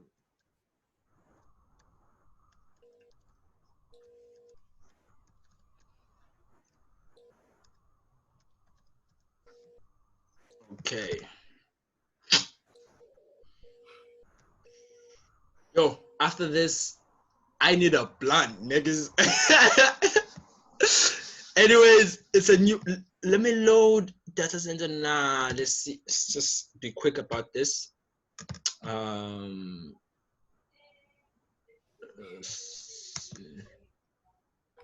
Balance it.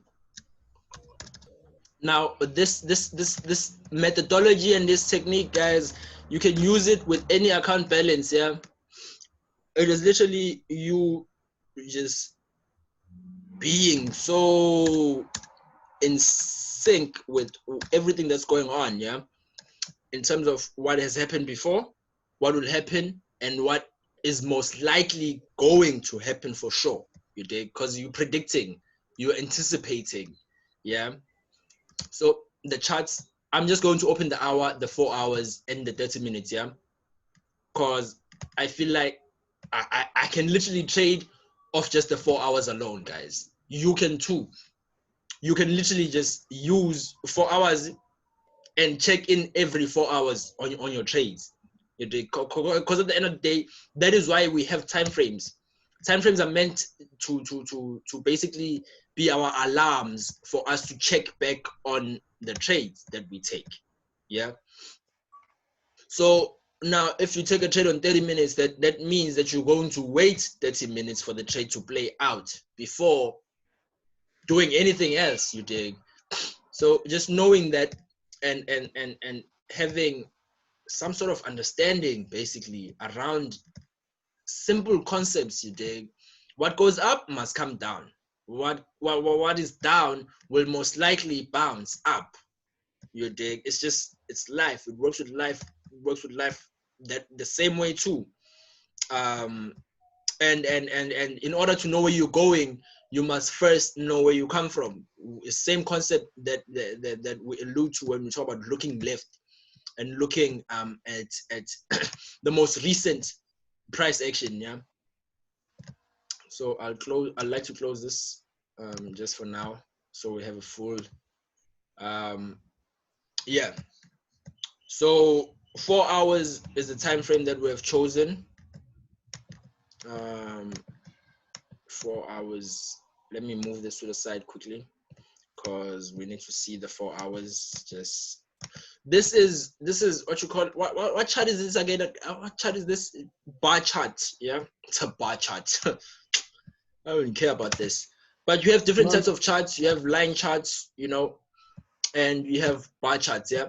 So the theory is that if you use your line chart to establish basically all the areas where we have drastic or sharp turns in price, yeah, all those areas in your line graph will correspond with all the areas where your wicks have single tapped and rejected before. Yeah, I will show you guys what I mean. Just bear with me. And basically we are looking at, since we turned here, we have a sharp turn. We have 2, 3, 4, 5 sharp turns to the bottom before pulling up, and oh, we have one more. See what's that now? Oh, we have a chat here. Ah, wait. so back to remember that the highest points and the extreme top and bottom parts of whatever price pair, of whatever currency pair, that ultimately gives us the range. If we are looking at it from the 4 hour perspective, yeah, it gives us the range. Now the range can be, it can align or be in sync with the daily range. It can be aligned and in sync with the monthly range. But the most important thing is that we are looking for a range. Yeah. So now what do we have here? Here, firstly, and most importantly, we have this. Yeah, we have this move up. We have a rejection here, and then we have a move down, and then we have a rejection here, and then we have a move up. Yeah, rejection here, and then we have a move down again, all the way down here. But notice now that this low is lower than this one. Yeah, but then it is also lower than this one too. Yeah, well, so now with that single concept in mind, we can hopefully understand exactly how the markets move and why they do what they do. Yeah. So let's get back to the drawing of the chart. We have this single tap and rejection, and then we have an immediate push up, and then an immediate single tap and rejection, and then a push down. But notice that this push down, it closed beneath this already predetermined line that we drew from what? The line graph. Already it aligns with this tap here. Already it aligns with this retest. And notice, guys, this is all from just one line graph, without even looking at the candlesticks, without even looking at anything, but just the line graph. Yeah. And there's a reason why the line graph is easier to interpret than the candlestick graph. Yeah. You know why? Because there's no fucking candlestick opens and closes, just one line. You know, you're anticipating that, hey, from here we're going to bounce, boom, there's a line, boom, up. You know, okay, so from here we're rejecting just based off looking left and seeing that we have rejected here before. We're rejecting, okay, poof, down. You take, and it's that simple. Yeah, but we can also have a zone here. Yeah, but is this making sense to you guys currently? Yeah. Sure, bro. Okay. So with that being said, the 4-hour time frame, you are going and searching. You like a hunter. You're hunting for all of these areas, yeah, and all of these obvious clues. Literally, the market gives you clues of where we are going to be in the future. Yeah. So how does the market give you these clues? By wicks. They show you wicks. They tell you, hey, Damo, we've rejected here before. Hey, Damo, we've rejected here before. Hey, stupid, here we rejected. And hey, again, here.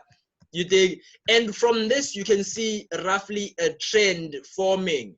You dig? From this, you can see roughly a trend forming, which is geometrically proportional and is what you call it. It is almost symmetrical. You dig? The symmetry of the charts, sometimes it surprises even me, bro. I'm like, whoever thought of this thing was a fucking genius. You dig? And everything is connected. So whatever tool of analysis you use, let's take a trend line for a second. Whatever tool of analysis you use, whatever it is, chances are it is useful until price retaps that area in the future. Yeah, it remains useful and intact until in the future price retaps or deems that tool as invalid. Yeah, because it's either valid or not. Is it true or not? Does it work or not? Is it black or white? It is true, like the truth. It is true for everything that exists today. You know, is it left or right? It is up or down. It's basically that whole understanding and perception, but broken down into a way that fucks you up when you forget that not everything is black and white, because sometimes we do move in diagonals rather than up and downs. We do move in trend lines rather than ups. Let me just show you guys the ups rather than ups and downs. Single tap rejection, strong zone. Yeah, strong zone. Yeah, move it up to the top of the wick. Now notice how important it is to move it to the top of the wick. If you were to place it here, it all means different things at different times. Yeah. So how do you know which part you're supposed to consider as a trader? You consider the part that is most recent to you. The part that is most recent. See, this candle is open now currently. Let's just play the simulator. The candle is open now currently and it hasn't closed. It's moving. So in relation to this candle, I look left and I notice that this is maybe the zone that is most closest to me, and it is the zone that is most immediate to me. Maybe this is the zone that's most immediate to me, yeah? Or maybe this one is, you dig? Because we had a rejection here at the top, but we also have this wick that we haven't filled to the bottom, yeah? So let's say we take a sell now, just based off that whole understanding, yeah? Based off the understanding that, hey, if we create a range up, we will need to eventually at some time in the future create a range down to fill this previous range down. Up, I mean, you take, let me just repeat that. If we, as I'm referring to, if price creates a range up, then eventually, sooner or later, sometime in the future, we don't know when, but eventually it will fill that range down. Yeah. So if this is the 4 hours, then we can best believe that this whole move up might be a weekly move up. Yeah. And this move down might be a weekly candle going and crossing the low or the lowest wick of the previous weekly candle, but then rejecting here and closing or currently being open at somewhere above this low that it has made on the weekly time frame. Yeah, because every time frame is connected. Yeah, yonke time frame it works in conjunction with the other. Yeah, bo. It works in conjunction with the other. So just to show you guys what I mean, we will leave all of these zones here. Yeah, we will leave all of our trend lines intact on this what you call it, chart or this currency pair, and basically why am I moving my trend line? I'm adjusting it to make sure that it looks geometrically perfect as possible. Yeah, to make sure that it looks as straight and as proportional as I can get it to be. Yeah, because the markets are geometrical. The way that a computer program works is that it needs to be geometrical. It needs to move in shapes and it needs to move in form. You dig? And that rule creates what we have, what we call ranges, and it creates what we call wicks and rejections, and it creates higher highs and higher lows and lower lower highs, and it creates this trend downwards. But first of all, we have a structure. You dig? We have a channel. We have a ping-ponging between two levels. Yeah. Now, this what do you guys think will happen in relation to what we are looking at currently, the currency pair? Is this a buy or is this a sell? Anybody? Is it a buy? Is it a sell? Which time frame do you need to verify your decision? Is it a buy or is it a sell? Any guess? Any guess? Which pair? This one you're analyzing, NZUSD, right? Yes, my guy. Looks like a buy to me. It looks like a buy. For sure. Now, why does it look like a buy to you? I see that you could be looking at this. Yeah. Looking at that, and also if you're looking at the resistance trend line. So that's that's a support plus support in a way. Yeah, it is. So it's double confirmation, yeah? That's super support, my guy. We're going all in. Okay. Let me also point out let's also consider that this candle, we have not had any bullish closes. Yeah, this candle here, it engulfed the previous one. So until maybe we create a wick like this, or we create these kind of market structures, or these kind of symbols of a rejection, until we create something like this here, then I would say we're still going down. You know, but then buys are also valid with a tiny stop loss of just 0.67405. Yeah. You know, so let's see how, let's take 2 trades. Yeah, we're going to take a buy and a sell. Yeah. Okay. We will take a lot size, let's say 0.8.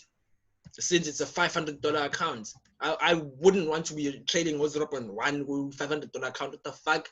$30, you know. So it's like that in mind, and that thought pattern is a thought pattern that most of us go through. Like, why the fuck must I risk so small? And then you the market and you cry to your mother. Sure. You dig?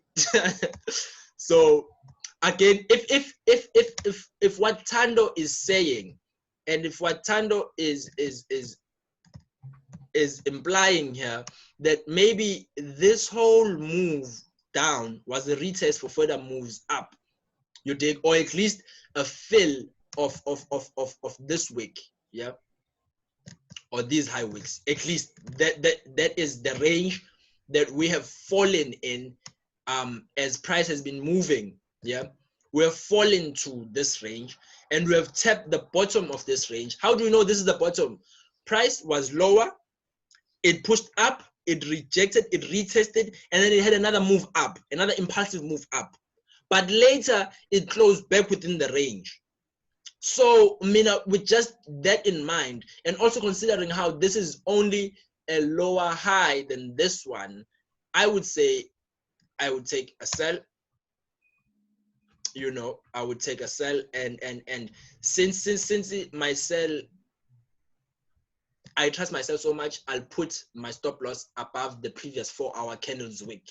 This previous 4-hour candles, and again, these concepts are applicable to every time frame. 1 minute, 5 minutes, 4 minutes, whatever the fucking time frame you want to pick, guy. It's applicable. It works. So my sell, let's say stop loss is here.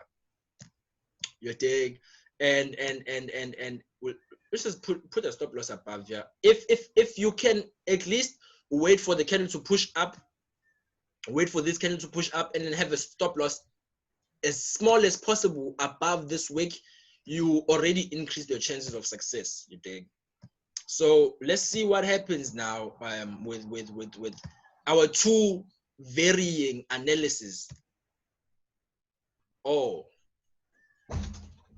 okay. Oh, okay. Oh, now why did that happen? Why did that happen? Again, guys, we will be, again, let's close your cell here.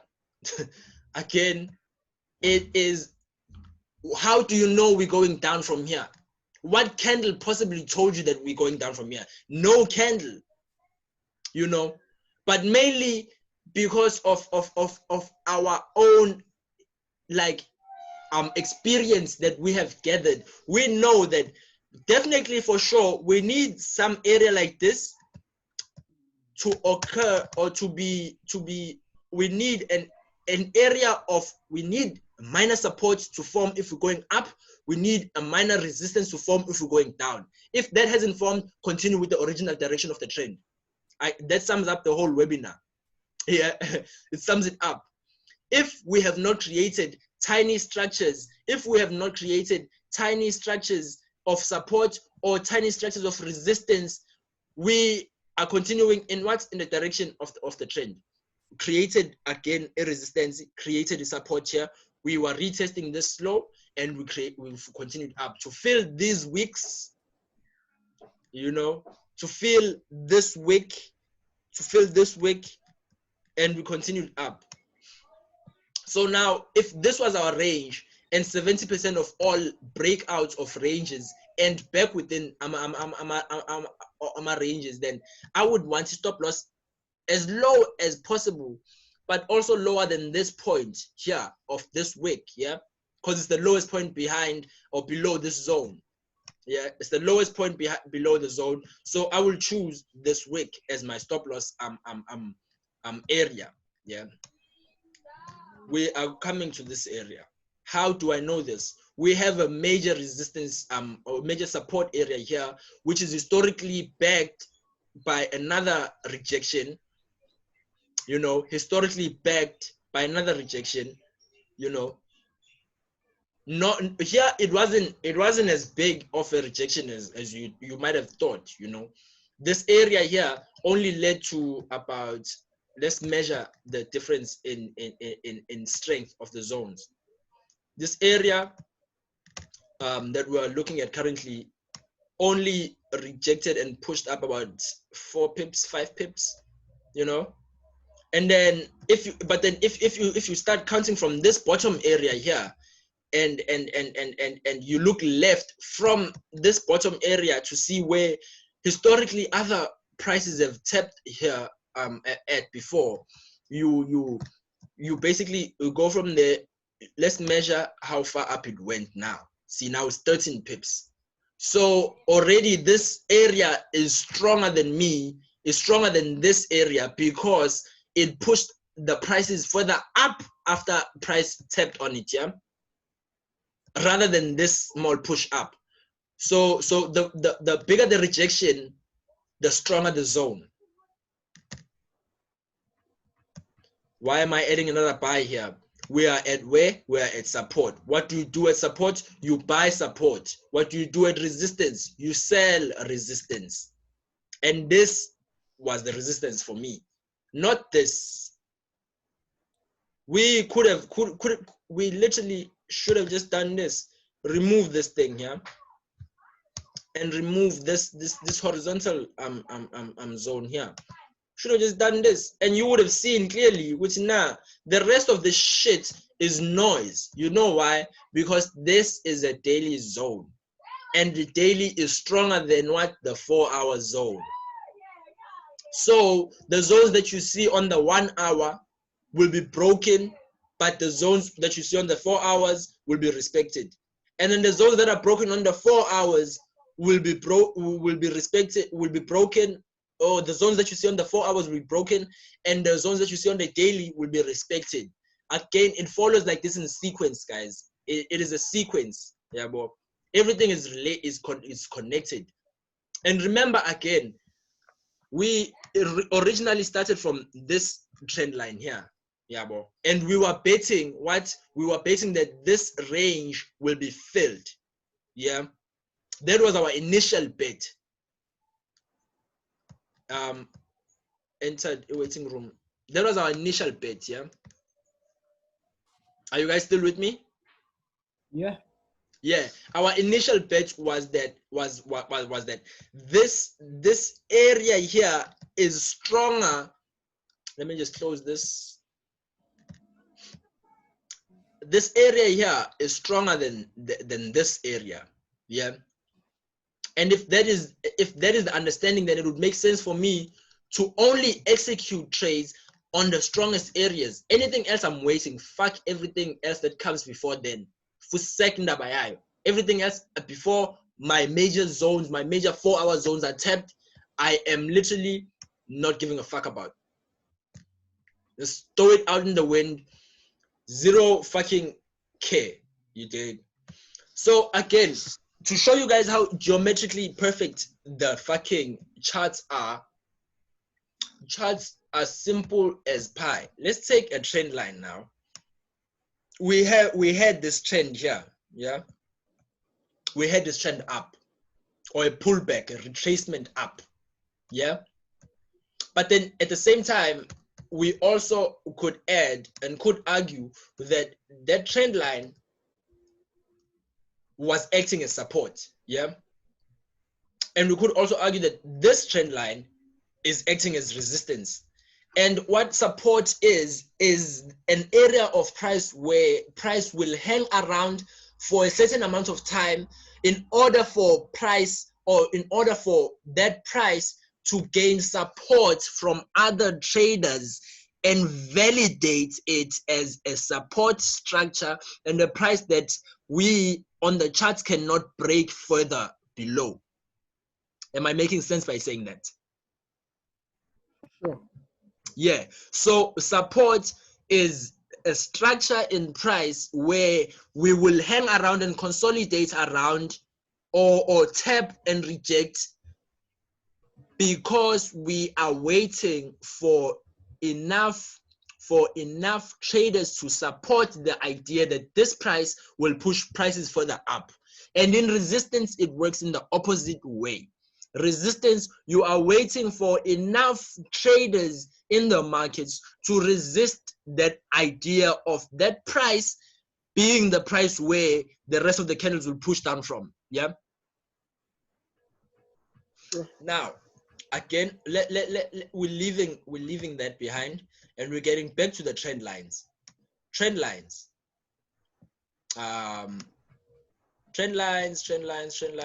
are being disobedient currently. Okay, I think I know why. Let's see. Sorry, guys. Just okay. Basically, that is. Let me share.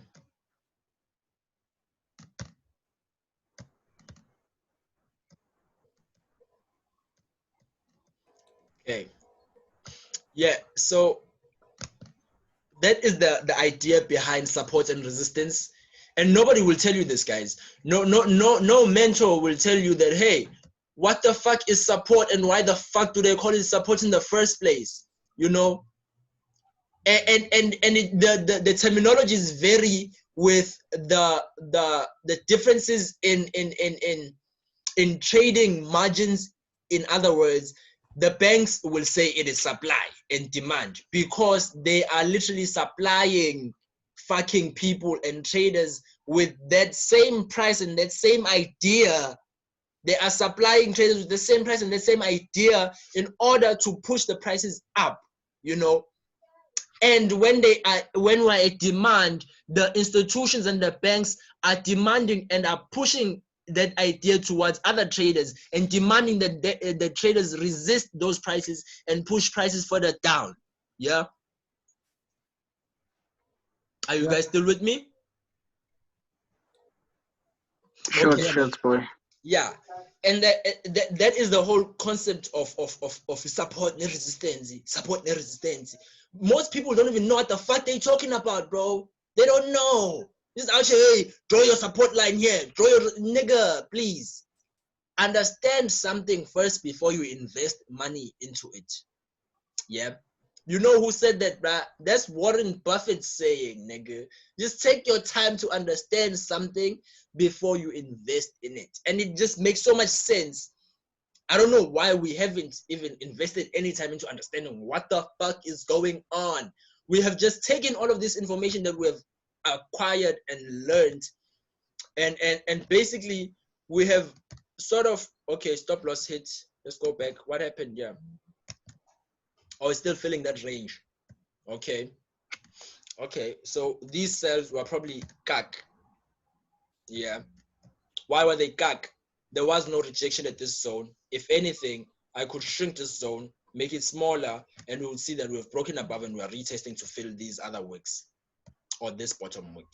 But anyways, again, it is all objective, yeah?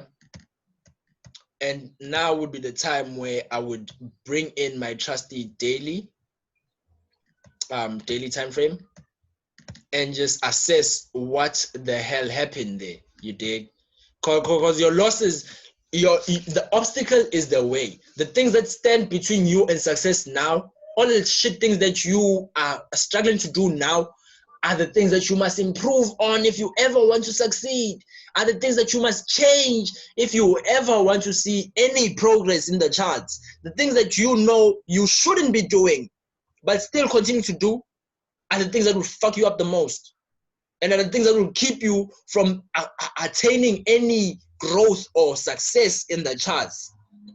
You know, because you are not truthful. You're not being truthful to yourself. You are not being truthful to why is it that you actually started trading.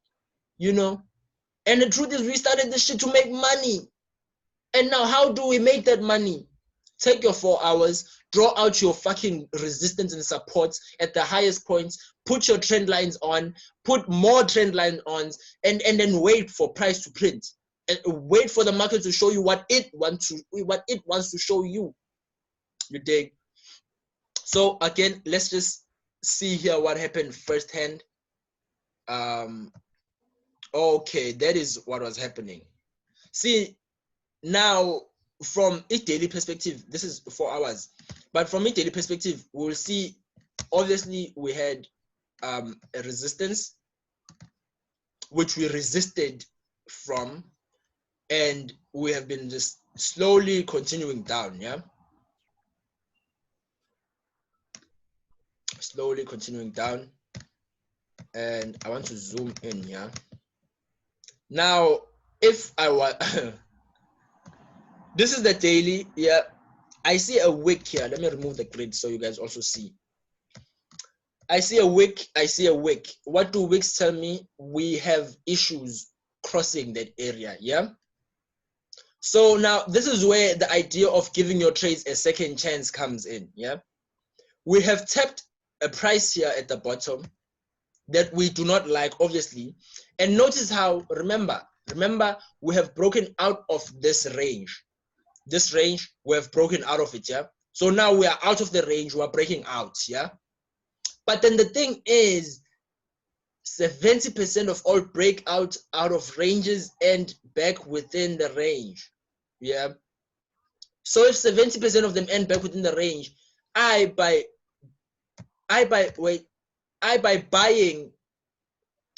buying from this area, let me just see, I fucked it up now. Anyways, just me from buying from this area, yeah, which again, remember when I said if the 4 hour zones are broken, you look for the daily zones that will be respected. Yeah, if your hourly zones are broken, you look for the 4 hour zones that are respected. Yeah, and like that it breaks down into smaller time frames and higher time frames. But if you use that simple understanding, you are on your way to actually being way more successful than a fuck ton of these losers out here that claim to be trading. But anyways, the hour has rejected, the 4 hour has left a doji. You see a doji, you see a rejection. Not like here at the top where we had no doji. You see the difference now. Here at the top, we had no doji. We had no minor support structure created.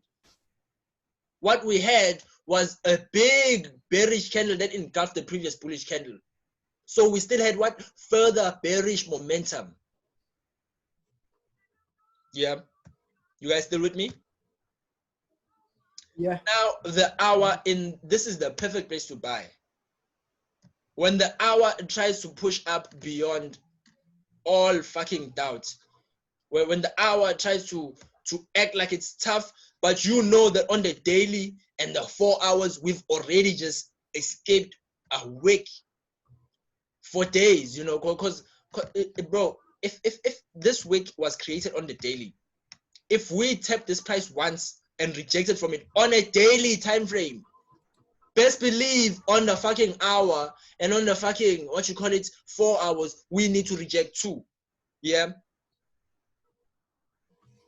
Yeah. Also, Sure. also corresponding with the idea that 70% of all breakout of zones will end back where? In the zones. Yeah. Or in the ranges. Yeah. So we can extend this trend line here. I would like to extend this trend line, and also would like to just join as many points as I can. Okay, this trend line is being a boost a bit, just bear with me. Okay,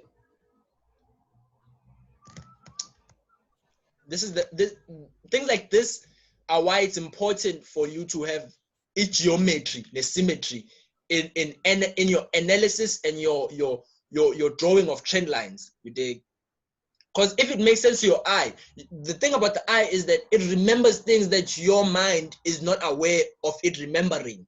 You dig? So whenever it makes sense to you, or you suddenly say, there is a perfect shape and correlation here, most definitely your eye has seen that thing before. Yeah?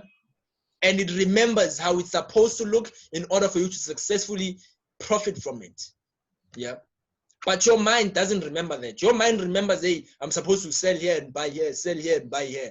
Not at all paying attention to, hey, maybe price is creating or extending the range, and maybe price will sooner or later close back within that range.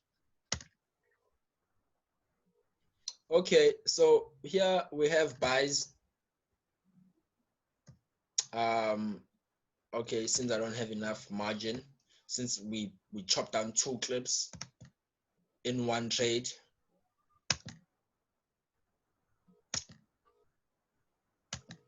retest again. Are we breaking above or below? That's the question now. We are at that resistance level. See, 4 hours, we are at that resistance level that we have retested and further broken lower from.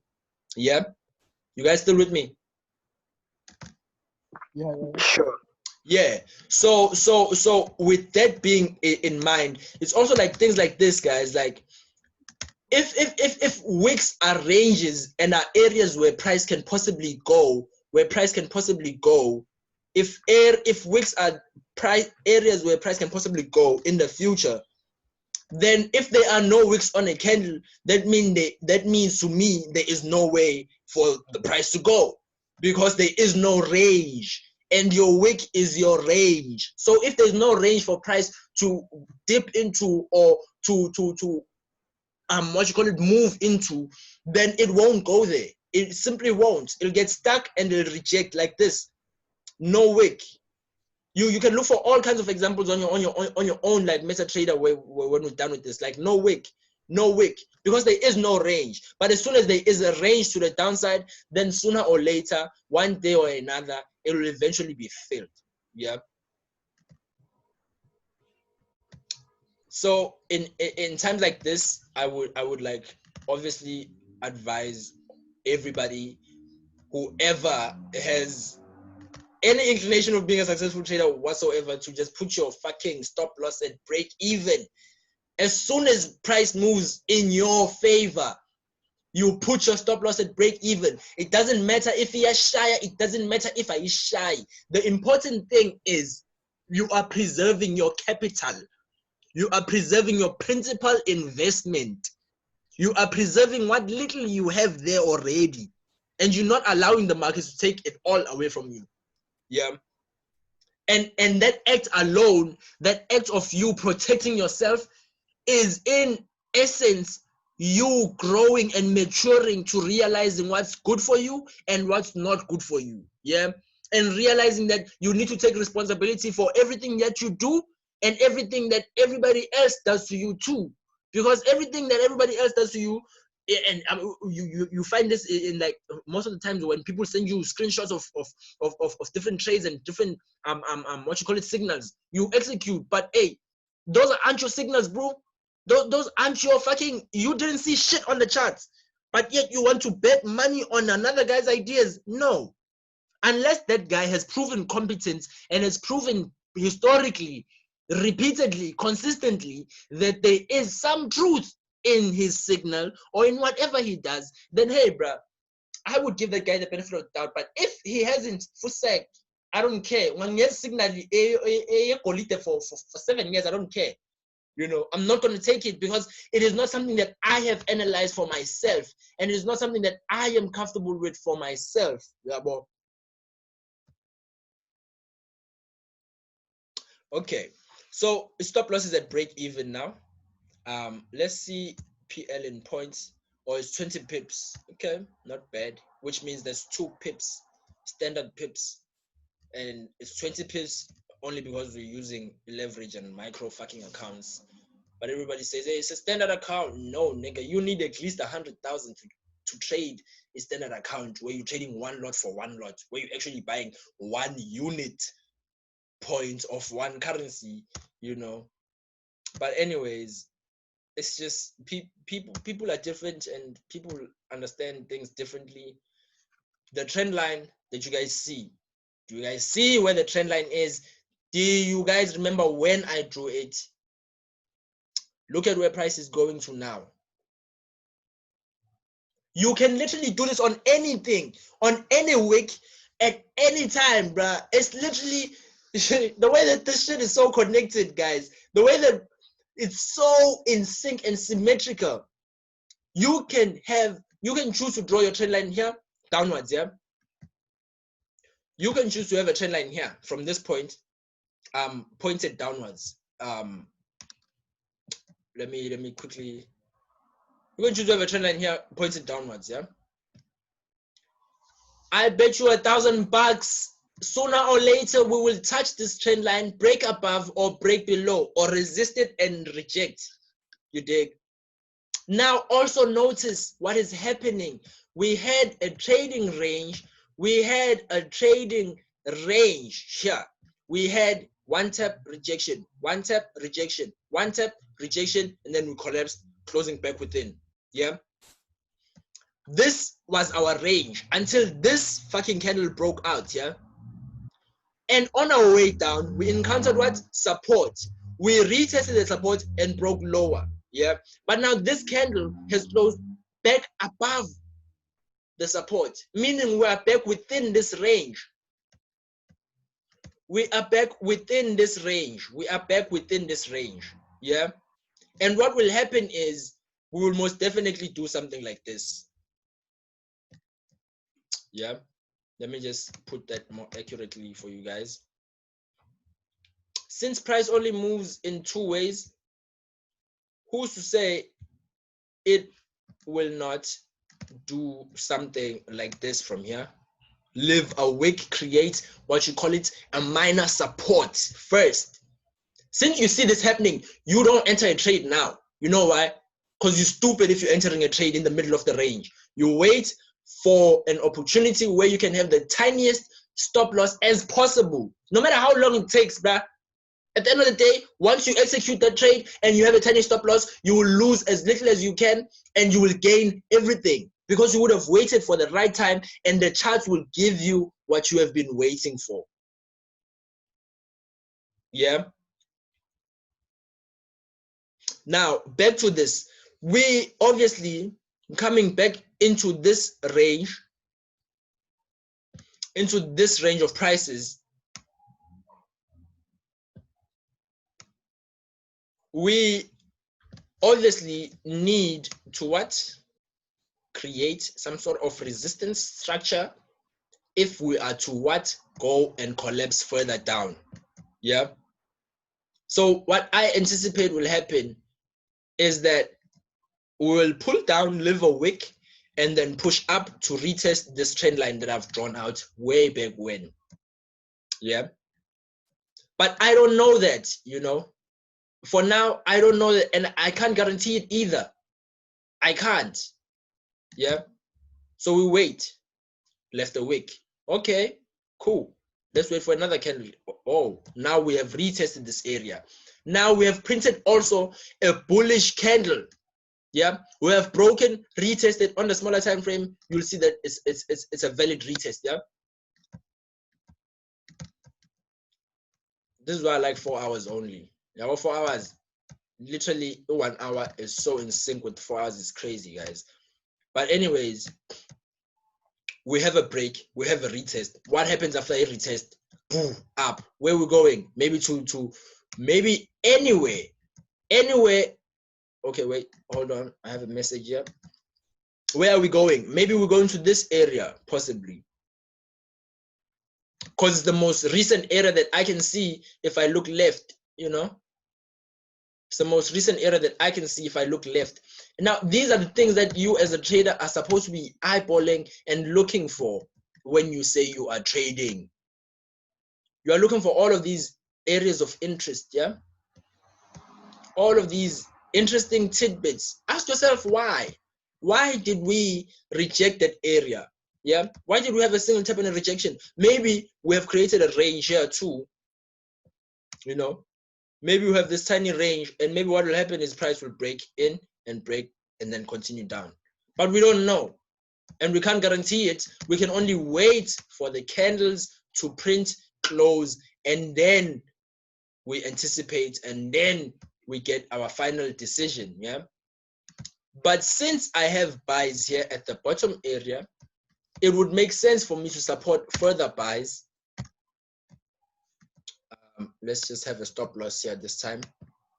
It would make sense for me to have further buys with a stop loss at least beneath the low, because again, why there? We have a low, we reject it, we create another low, and then we've created this high now. So as long as price doesn't break below this area, I know I am safe with my sales. Yeah. So my stop loss will be beneath the lowest wick in that zone or in that area. Yeah. Okay. Okay. So we keep going. Let's continue the simulation now. Let's say we play. Basically, I can choose how many ticks I want per second on this thing, and that's how the candles will move here, the speed of the candles. But then if I want to skip a bar, I can just skip. See what's happening now? We're creating that support again. Yeah.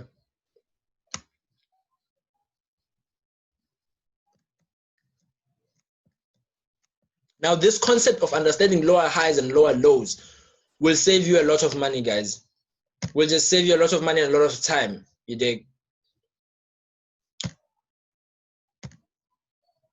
When you know what you are doing, wait, let me just pause it for you guys right here. Are you guys still with me? Sila. Amen. Asbong. Maziga, dog.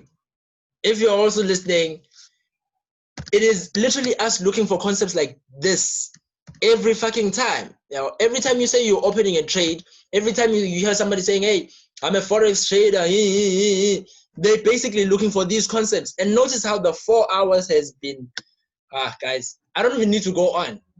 Is there anything you guys don't understand from what I'm saying, what I have said, or anything that I've explained so far? I don't get good claim, fam. All right. Okay, I am It's a matter of putting it. It's a matter of putting it into practice. Thank you, boy.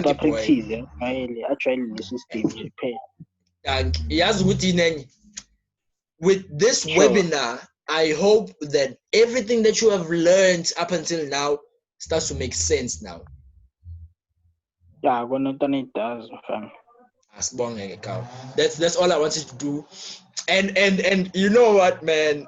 I'm thinking about bumping the prices up, dog. I'm thinking about bumping the prices up, literally, because just, man, you can teach people how to trade forex in a day. That is the truth of the matter.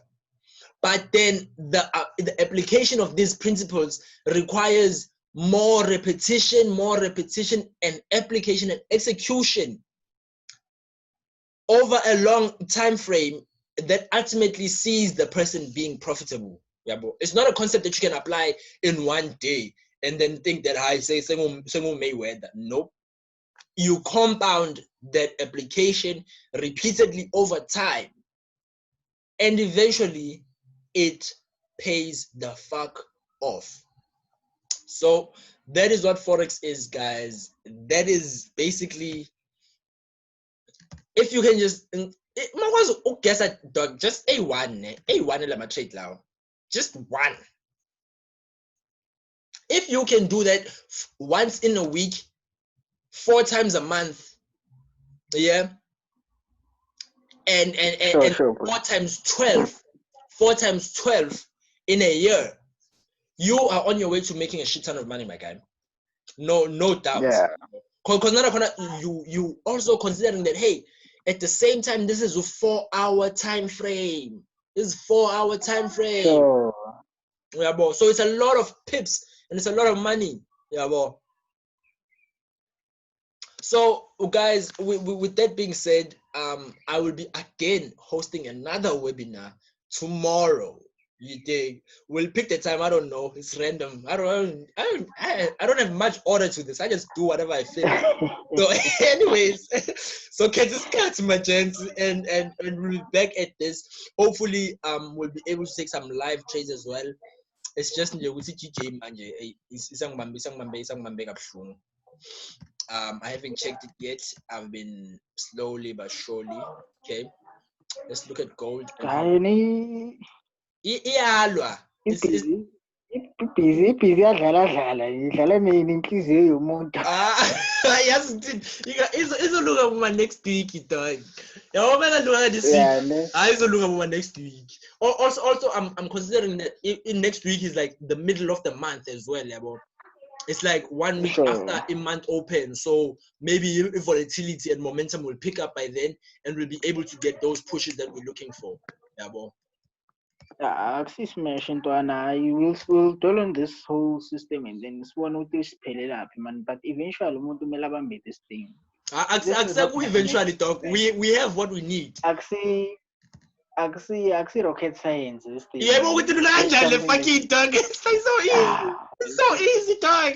It's so easy. It's something that you have to commit just this card. It's cards, no glinda. And waiting for it to play out. Yeah, the skill is there, my guy. Literally, ungatopipara fethu, ungatopipara stratini. Ulfundisa ukutrade. And lizokushayela i-chart, yabo. Lizokushayela i-chart. Yeah, yeah, so because now I'm see deep, but then there's some things that I can see, like, oh damn, and this is so obvious. It's so obvious, exactly. Yeah, well, Mara, yes, that's the thing. That's the other thing. We need people to be blind in terms of, by we I mean the forex industry. We need people to be blind in order for the swag fucking mentors that can't trade to make money off the stupid people that don't want to invest their own time and effort into understanding it. Yeah. Joe, last phela bakhiphe intwana le lapha ku Mocha Love ubani gift mange. Intwana kade ikolota abantu indoda abayikhipha ku TV le ntwana. Uyabona ke? Yazi why? Ukufundisa abantu ku forex dog must never involve investments. It must never involve investments. Yena he had to like teach those chicks and then ungatazanga bagama class. Ebesheri bakhona ngathi kufika umuntu like uthumela umuntu like wabafundisa for like 15 minutes or so and babhadele something like 5,000 each. So abotsheri bagcine bamiserave like say then he ended up paying them something like I think it was 1.5 each, so you can just see baluzile, but at least they got a portion back, although it's not everything. Hey bruh, it's not everything. Hey? But then again, you could also argue like, imagine now if they had just shut up and have taken whatever shitty information this guy gave them and applied it to their own trading and seen if that helps them or not. Yeah, bro. We apply and the tabakufundise 15 minutes, bab.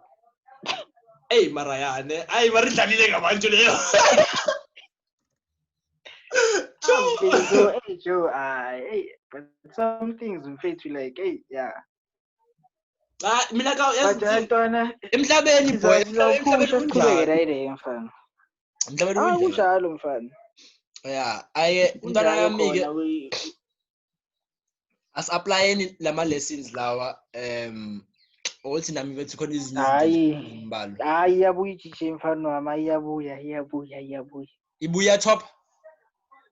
Yeah, you're down. Oh, you're down. Wait. Down, hey. Top as fully top. What's ngibheke boy wami. What's ngibheke somewhere says no. What's ngibheke says no. Hey, market watch. Ibuyile mfana yo.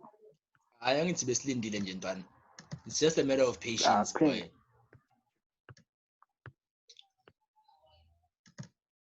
So that is just Mazig FFW. Oh wow, 1338817. Oh what? Okay. Okay. I wanna suppose Pincham, excited guys. I will check tomorrow. Thank you for your time. Appreciate the effort you guys are putting into understanding the skill. It's not only helping me, but it is also going to help many other people once you actually are able to be independent, you know. So again, thank you guys. I appreciate the support. I will be uploading this on YouTube, I think. Should I? Fuck the YouTube guys. Fuck them. Angeke upload. The secret sauce like bazobayinuke. Kumele bangibhadale lezi njalo lezi. Siyasibambe for now, sibone ukuhamba. Sibonge boy wami. Awe, guys. Sizadita WhatsApp ntwana. Awe, short boy. Sure, boys. Awe.